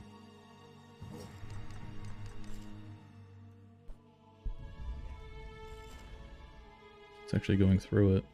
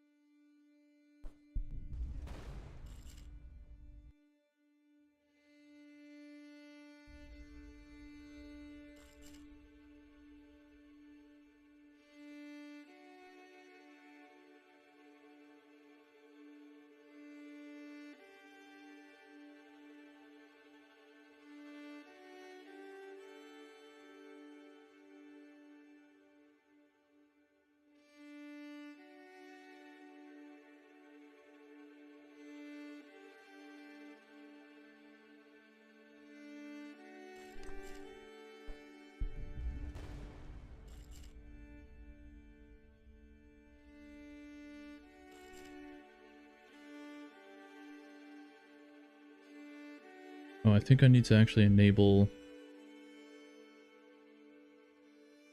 not just generate overlap events.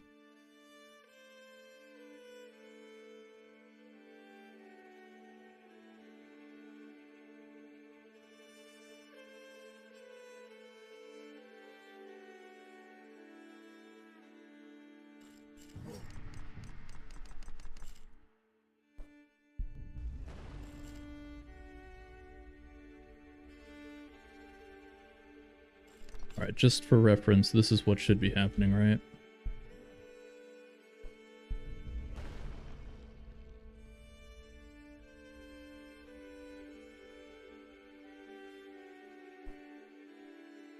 geometry components or geometry collection components like this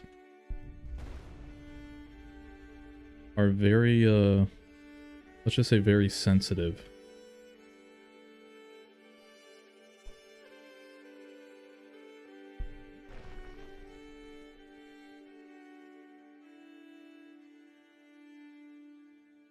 I mean, like, shit, that just flew away. Oh, you know what I just realized? I'm not actually setting the pitch of the bridge here. As soon as the bridge just, like, did not move at all, I was like, oh, shit. Set relative location to... not that.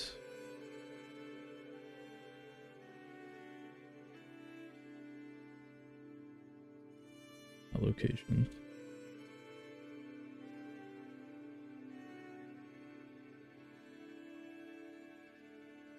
There we go.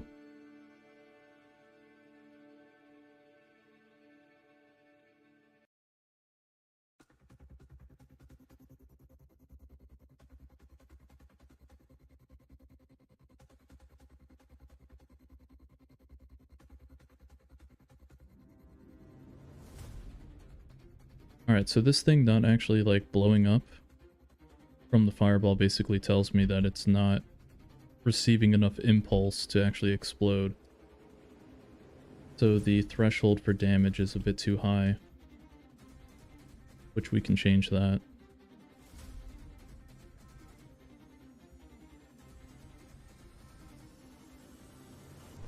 Now what we want to know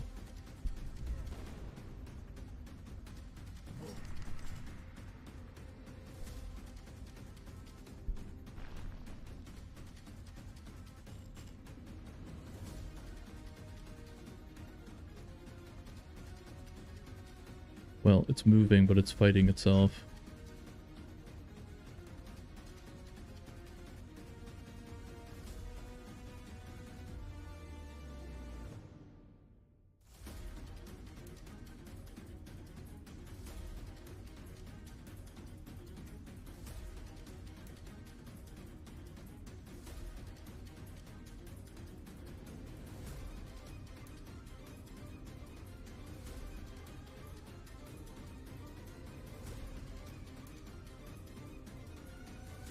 Oh, it's because the, it's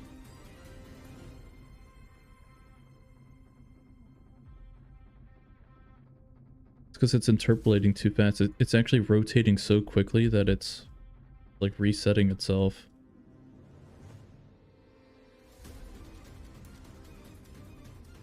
We'll see if that's true.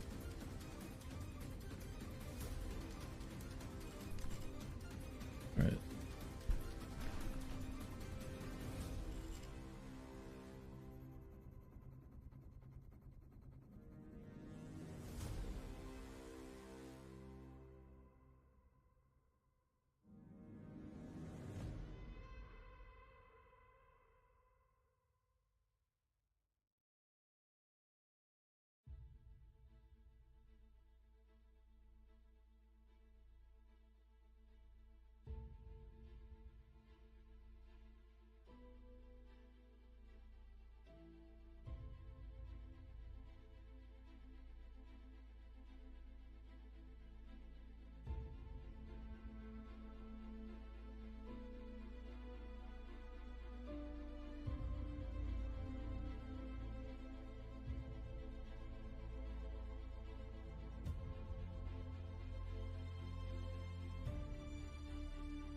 Right there, I'm just trying to see if it's from, like, collision or something.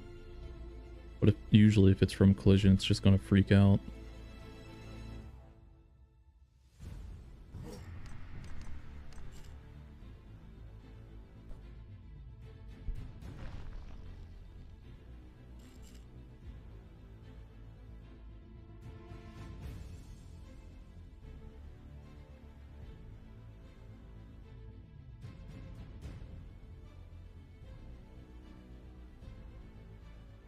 Let's see what it thinks the rotation should be.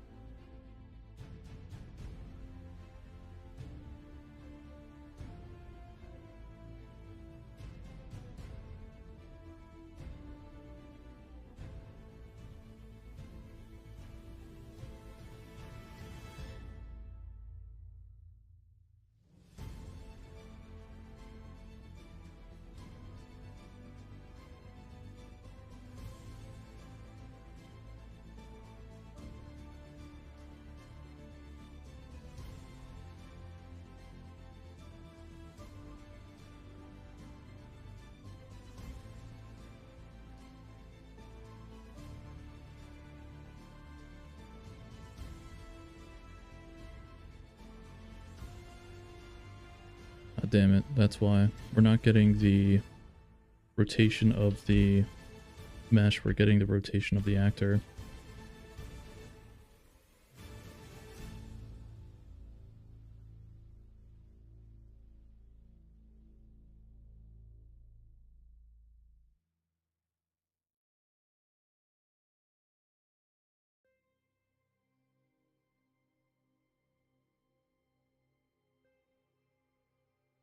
That's why it was doing that thing where it would slowly move up faster, but then jolt back, because it's going off of the rotation of the actor itself, not the static mesh component.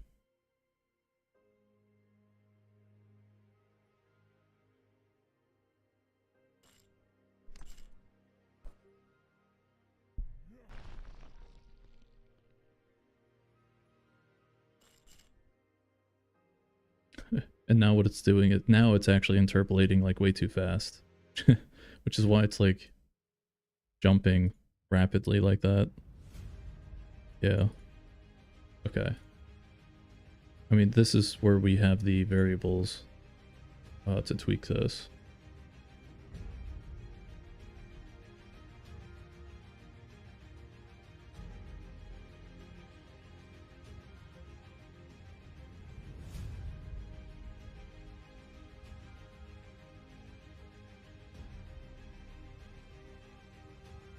So the goal is to have the bridge slowly start to move, and then it ramps up until it hits the final location.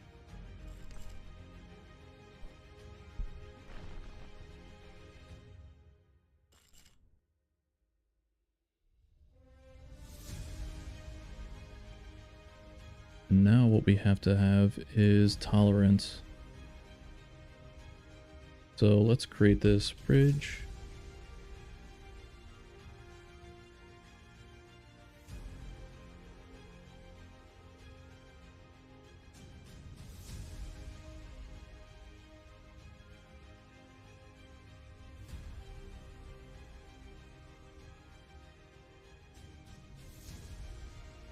So essentially, if it's within like a certain scope or within a certain range, it will stop the movement at that point.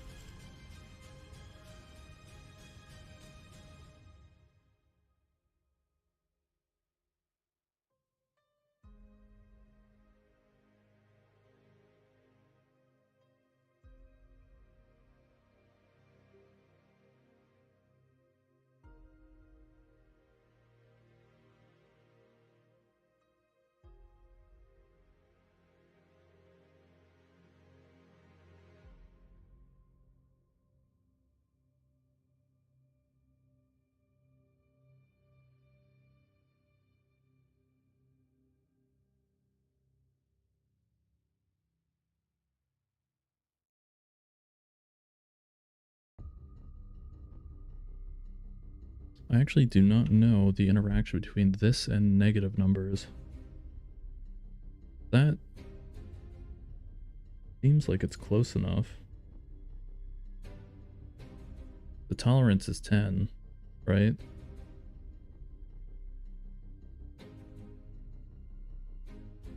So maybe I just have to find the... Like I have to turn this to an absolute to get the positive.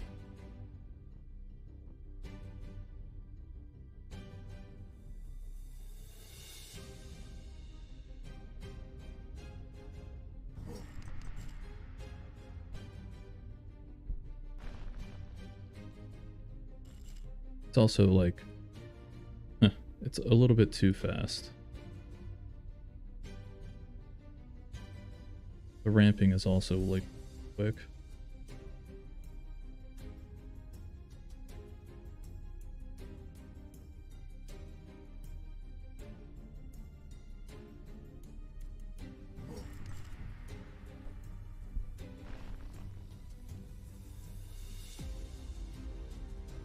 Yeah, so I mean, like, that's probably a good speed. We'll probably do like a small delay, and we'll do like a camera shake effect as well. That falls off after a certain point.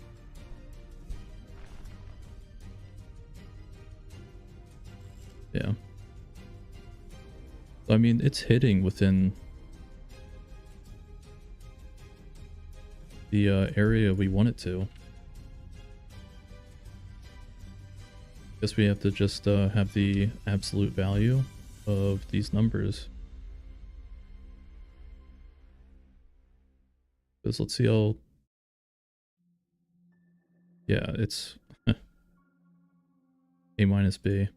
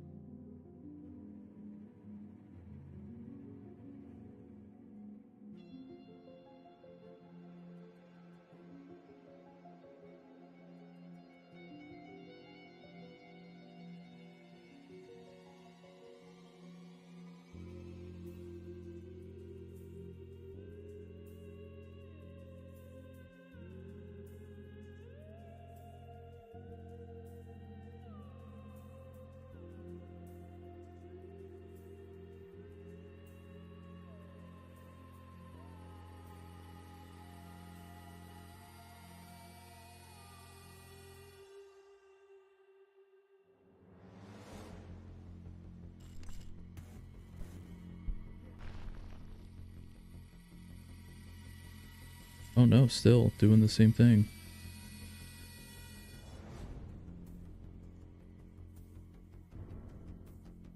Even with absolute?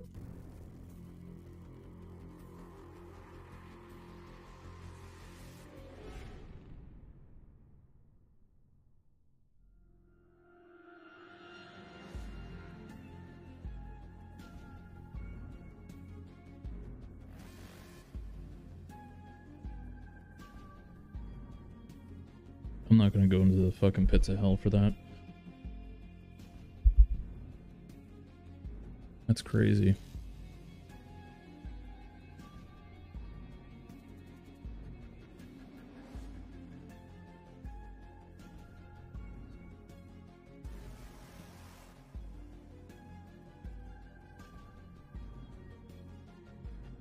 Actually, let me see something. Oh, wait a minute.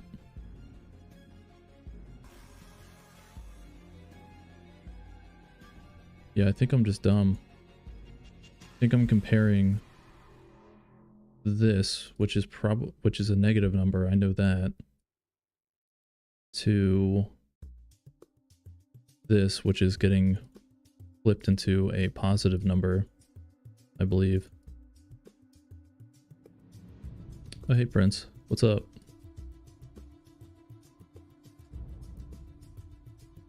Listen, you don't come in here unless you need something. So what do you need?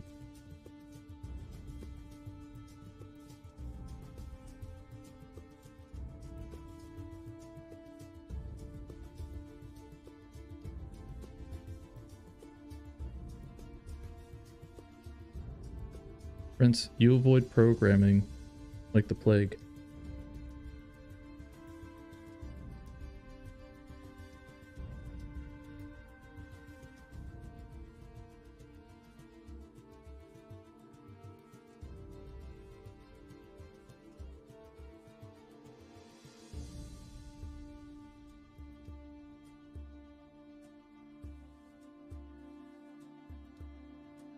Don't even sit here and say, what do you mean?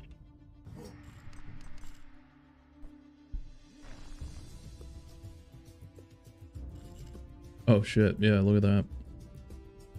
270 to 91. Alright, so I'm comparing the wrong variables here. It's pretty much what it just comes down to. What I'm going to do is compare this, like that.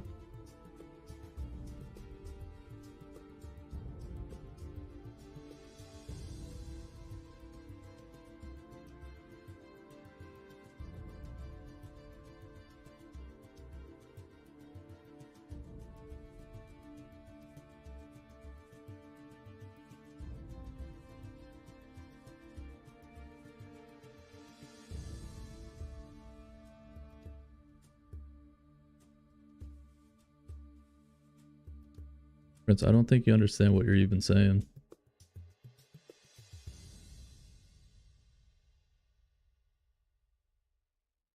What are we doing? What are we doing here? Explain in your own words. Alright, it works. I just gotta tweak the settings. The tolerance is too high at this point. Also, when the bridge completes its movement, that's when we're going to enter phase 3 of the bridge destruction, which is triggering visual effects, more geometry, and a bunch of other things. So this is going to be a 3-step process. We're testing stuff. What are we testing?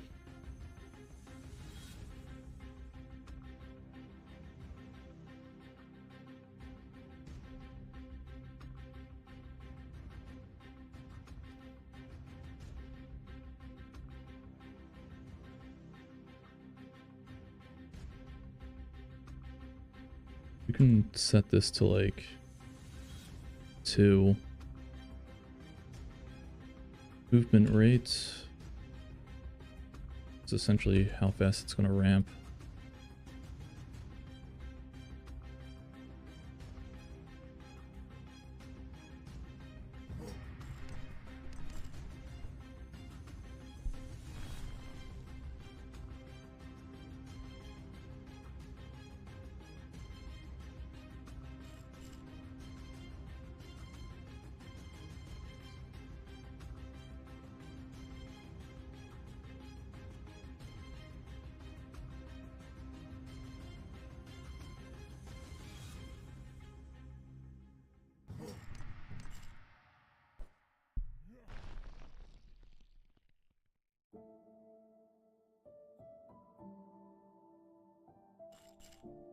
So that ending, we're definitely going to have a lot more there. Camera shake for 1. We also need sounds.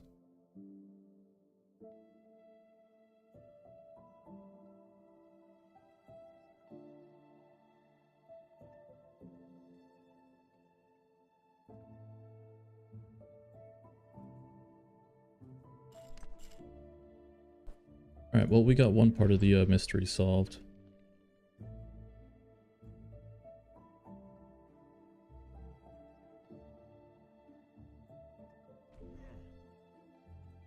This doesn't have collision, I'm pretty sure.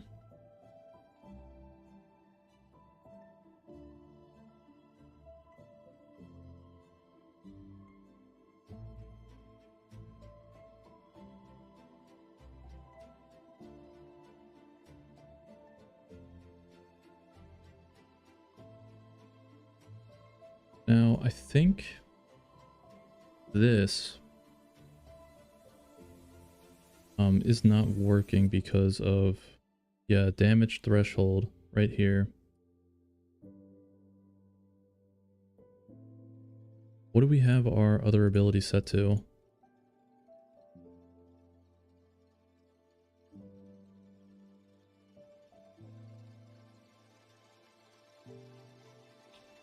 Oh no, it's default. Okay.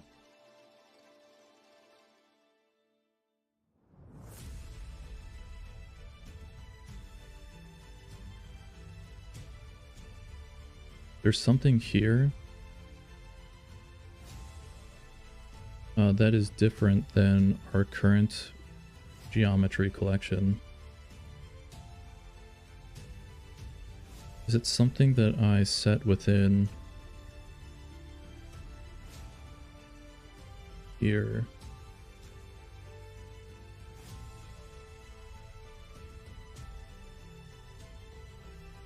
Simulate physics, replication, generate overlap events.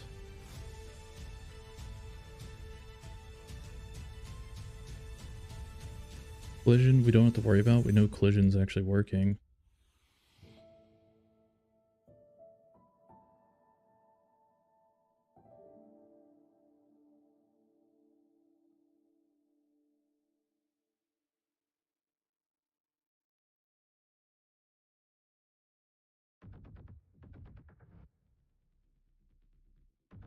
Hmm.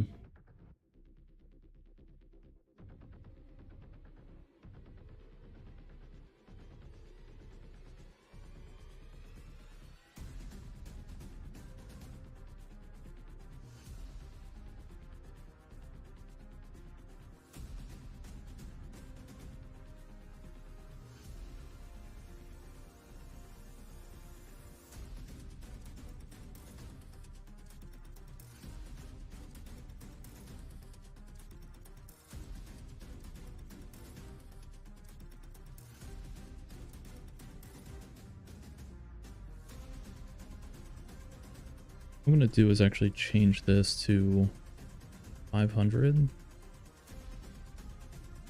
We're going to see if we can destroy it.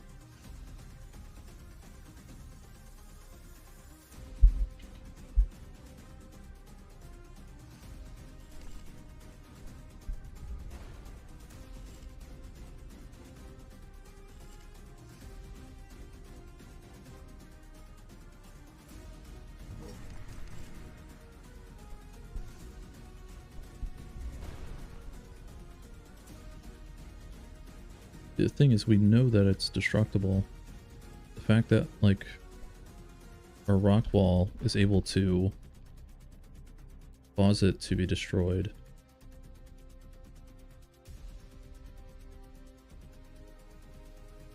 indicates that.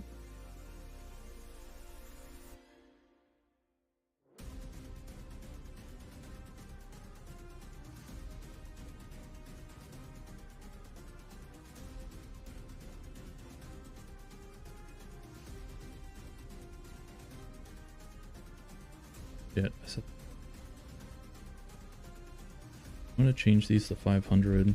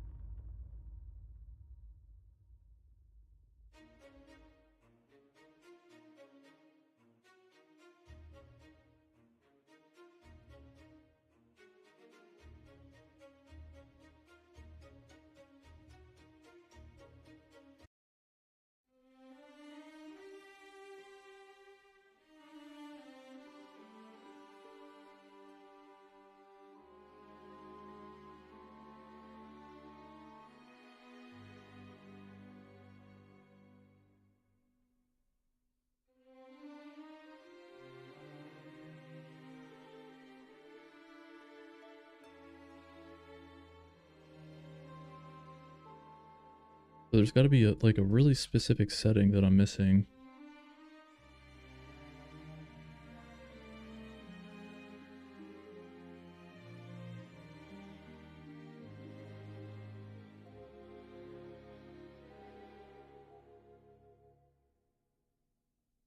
I might not take too much more time on this. I might just jump into the audio stuff.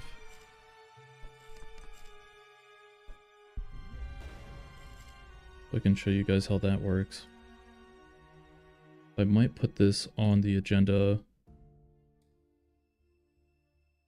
of just like debugging later on, because this is something that I'd probably want to solve off stream, not to waste everyone's time. So I'll probably do that. Really weird. I mean, it works for the most part. It's just figuring out why the damage threshold isn't being put through to cause that to break, but something we'll figure it out. Alright, so audio volumes. Honestly, kind of one of my favorite things to work with, unironically.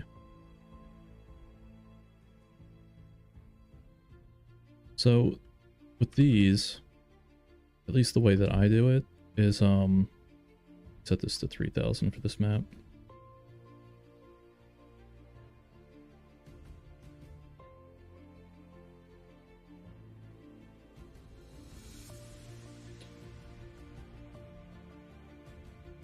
We're going to be layering this pretty much. What I am going to do is create this and have it pretty much eat up all of the space within this canyon. This is going to be like the overall sound, and then we're going to have layers of sound within it.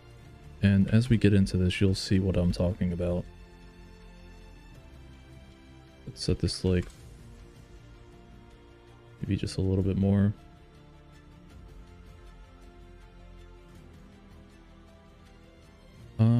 We actually need this to cover the furthest point that the player could reach even when dying. This might even be like 7.5.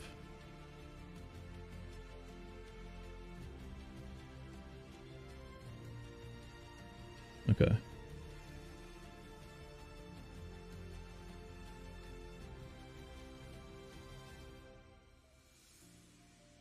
So for our like base effect, right?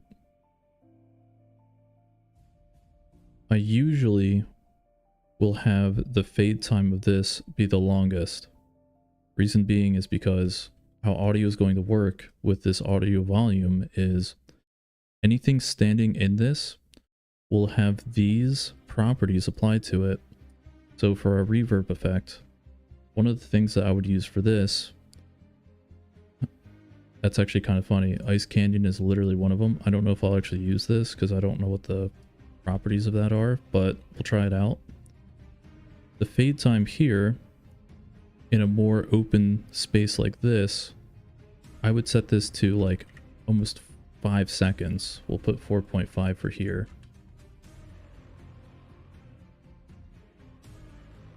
I'm also going to label this as let's put it as the outer. Well, I mean, actually this map is like kind of layered, so we could put this even as like top floor audio volume. Here we can put this as probably middle would have its own audio volume as well. So that would be within like this range here.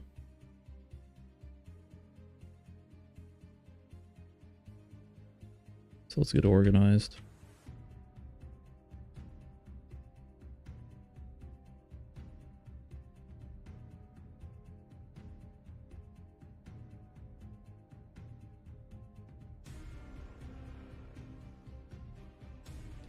The outer audio volume, it's going to cover everything. We don't have to really be precise with that. For this, we have to be a little bit more careful. I'm going to give this priority 1, and then the last one we make will have priority 2.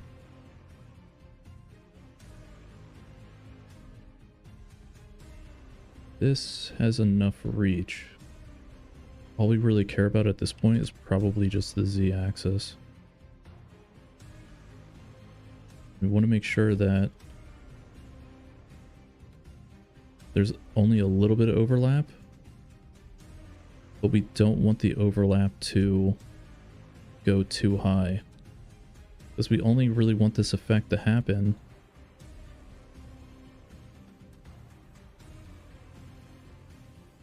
right about like halfway, maybe a little bit more down the stairs here. Yeah, so probably like right here is good. And then this is also overlapping into the next floor, just a little bit there.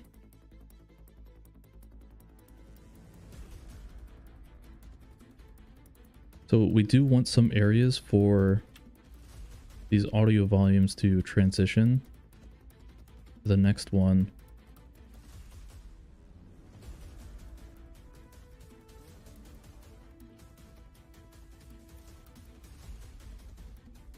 I just want to see how low this actually cuts into this. That should be okay.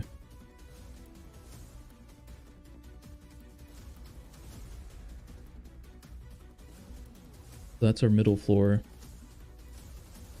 And then we are going to create one for the bottom.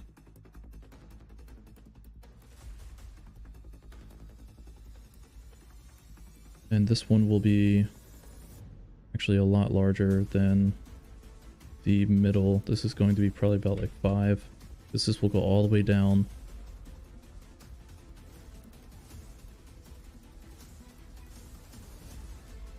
We do want just a little bit of overlap.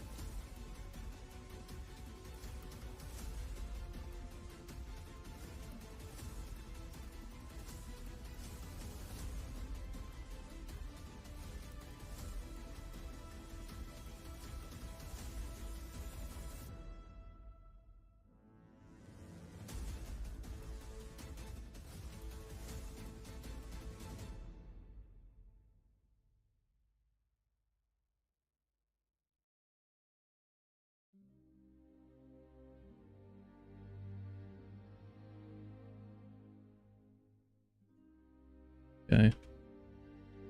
So, just looking at this, right? The top floor, most open space, longest fade time. Also will be typically the quietest in terms of the volume from the reverb. This middle floor is still pretty open, right? Not as much so, because it kind of starts squeezing the player in terms of like walls around them. So this one isn't going to be too much different, but it's still going to be different, slightly.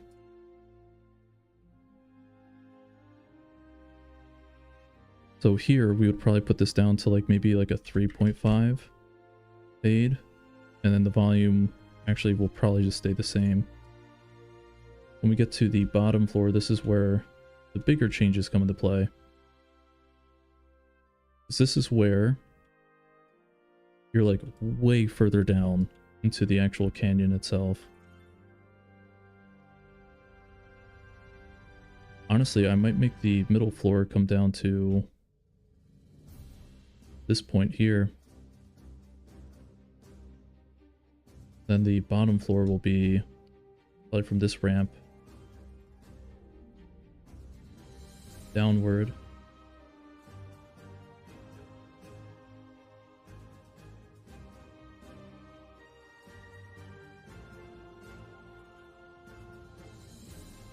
Yeah, so let's realign this real quick. Make sure that we have the correct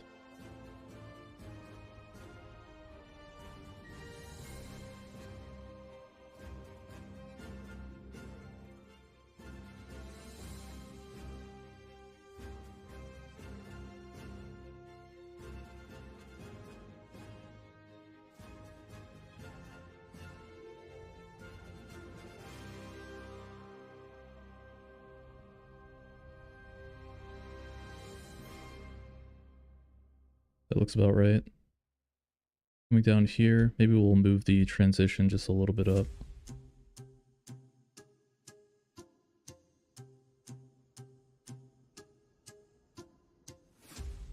This part of it we can kind of play around with as we go, but the bottom floor, the fade time, like 2 seconds. The volume, honestly, I'm going to put it at like 1.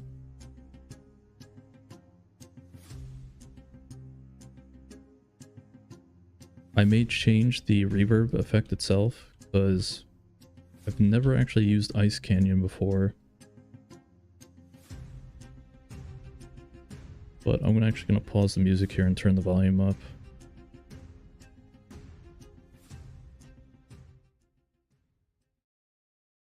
Because I actually need to pay attention to the volume on this.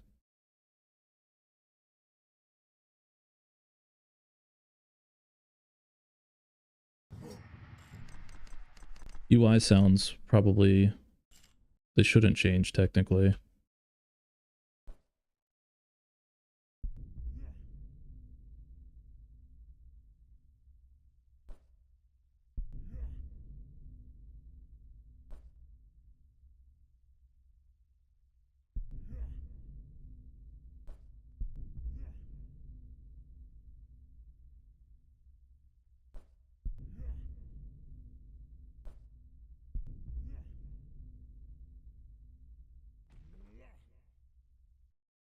Yeah, not going to use Ice Canyon.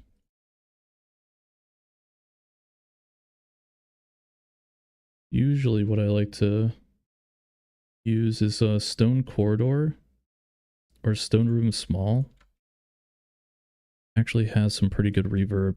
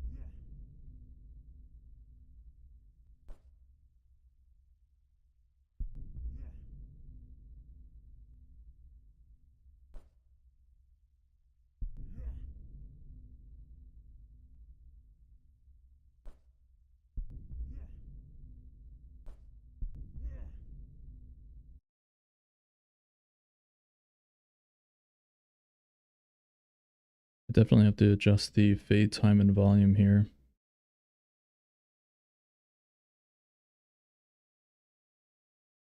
Honestly, like,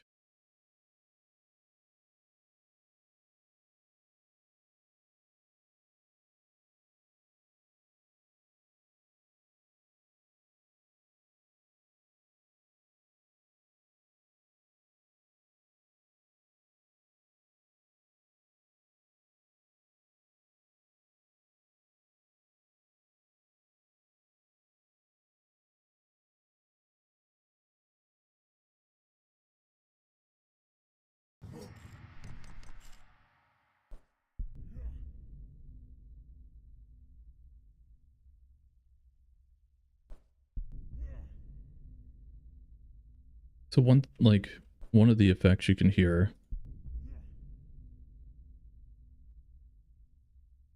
is like the like rippling effect. But what I really want to try and get is the actual casting.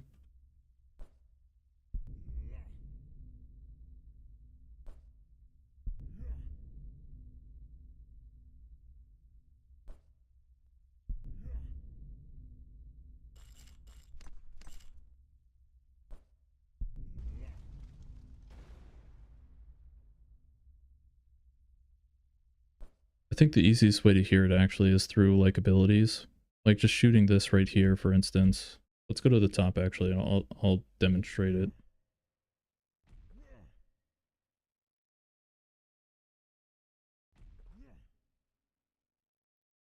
So like with mono sounds, you can actually like hear it because they actually have oh fuck, I always fucked this word up. Spatialization. Yes. Whereas like stereo does not. So if we cast this here, you can hear the actual like reverb effect around your like headset if you have one on. We go down here. I believe this is where the line is.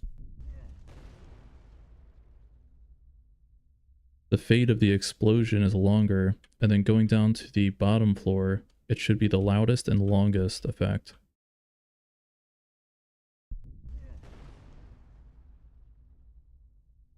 Or not the longest, the loudest reverb effect. What am I saying?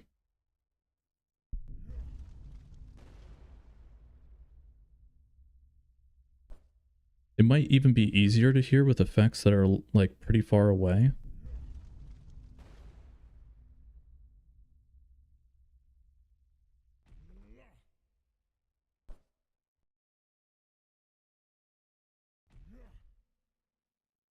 Now it doesn't seem like a huge thing, but like even hearing the projectile travel, you can definitely hear the effect of it.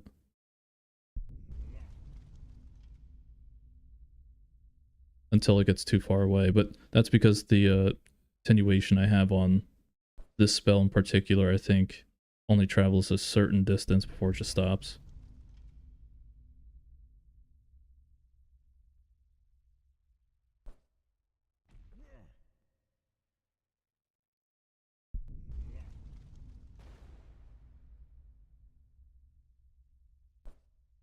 So these are the things we kind of have to tweak when making this environment.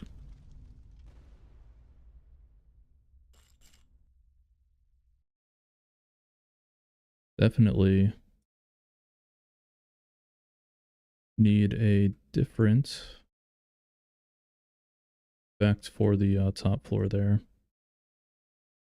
I'm actually going to try having this be louder with a longer fade time.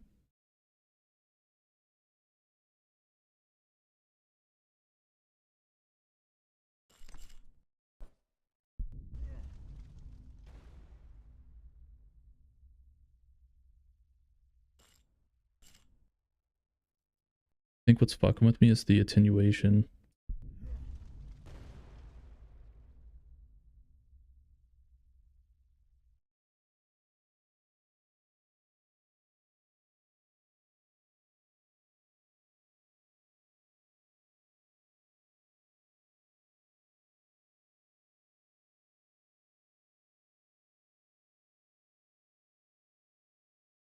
I do like using the stone corridor and like stone large room, like all those reverb effects.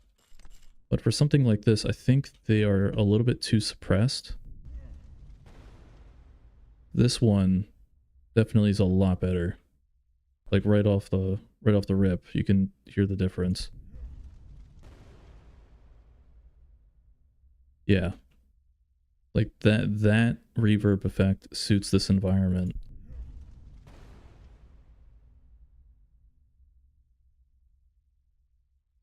Now if I put that effect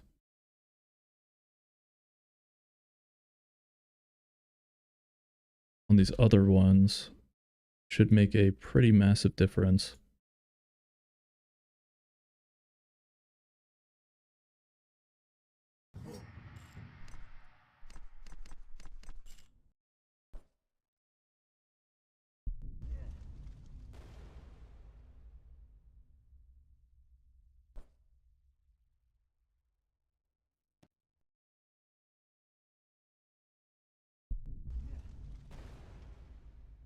Yeah, definitely.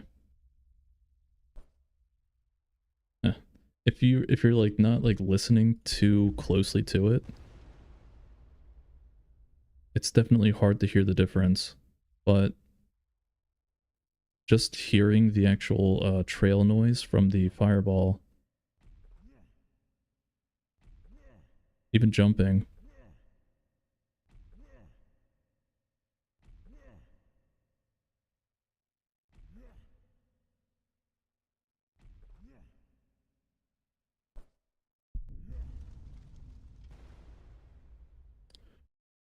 I might lower the volume up top.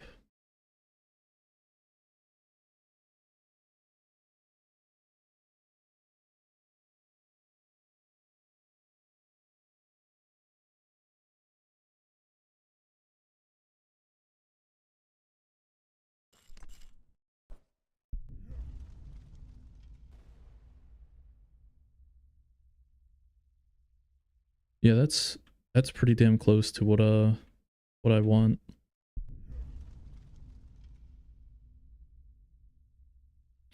Obviously, just have to fix the attenuation on that ability.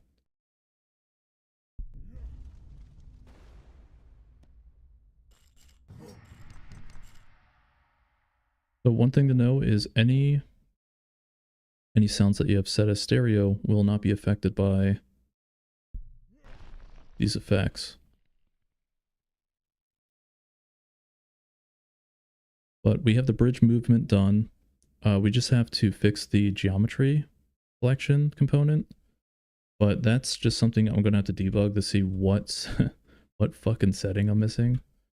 Because I mean, shit, like our rock wall, like that blows up just fine.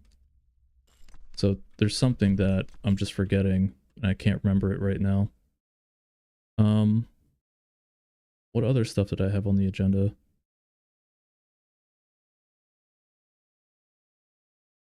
Oh yeah, landscape polishing. The audio stuff I will tinker with later on, but we have like a really good base setting for it all. And I kind of just want to show you like the massive difference your game will have, or the massive impact that audio can have on your game, just making very subtle changes like this. Like now it actually feels like you're in a fucking canyon.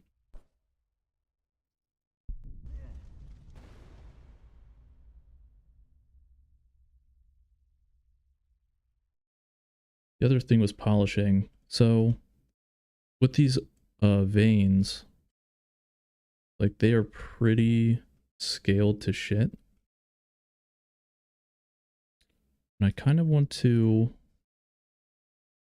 redo them for the most part.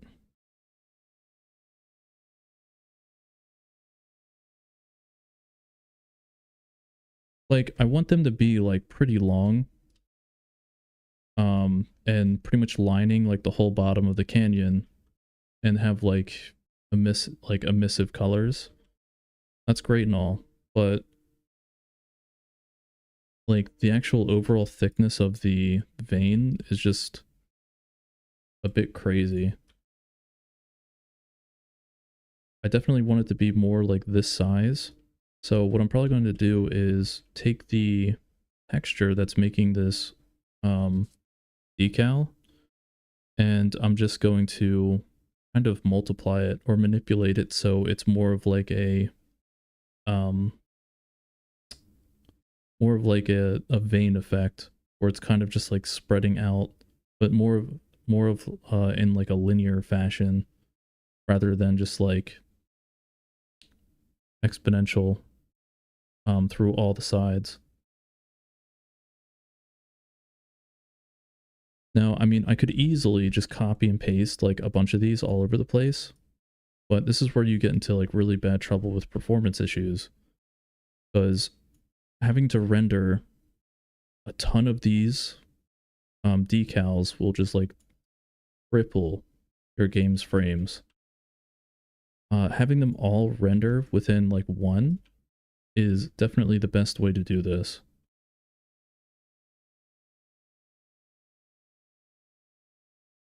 But yes, the bottoms here are going to have a bunch of these, or like one giant one that I make later on today. And the actual glow of these will be impacted by the depth that they are. Because again, this is a quarry, so I kind of want to like set the atmosphere of these veins have pretty much already been like tapped into. And the more like fresh ones are towards the bottom itself. The next steps for this map is going to be making some more interactable shit. Like the bridge thing is cool, but we have a huge issue with the current design of the map. Low ground. Low ground is a really big problem. There's no advantage currently for being this far down onto the map. There's going to be a bridge connection here. But one of the things I want to implement into this game to combat the low ground problem is going to have to do with like the lore, so to speak. These like veins of ore have something called essence in them, and essence is how the invokers, or the mages, whatever you want to call them, get power. So the closer they are to these like veins at the bottom, they'll draw more power from them. So low ground will actually give characters a damage boost. So there's some strategical advantage from fighting from the low ground that will try to help combat players that are just like sniping you from up top. Another thing I want to do is on the bridges. That is also a huge disadvantage when a player is crossing a bridge. They only have a linear path, you know, forward, backwards. They can't, you know, jump side to side unless they're, you know, bunny hopping bridges, which I'm probably going to space them out enough to where you can't do that. Maybe. So when you're over the actual ravine area itself, you're also going to get a damage boost, and the whole thing is going to be like this part of the map is emitting like an aura from the veins that is leaking out and increasing the power of anything that is standing above it. So low ground, damage boost. When you're on bridges, also you get a damage boost. I'm just trying to come up with different ways of creating more dynamic gameplay and giving players more options in a very small area to kind of determine their playstyle. So I just don't want like really old-fashioned game mechanics to take over, like high ground wins always. That's fucking boring. I want to give players options on how to you know, play the game. That's the point. Man, that's a mouthful.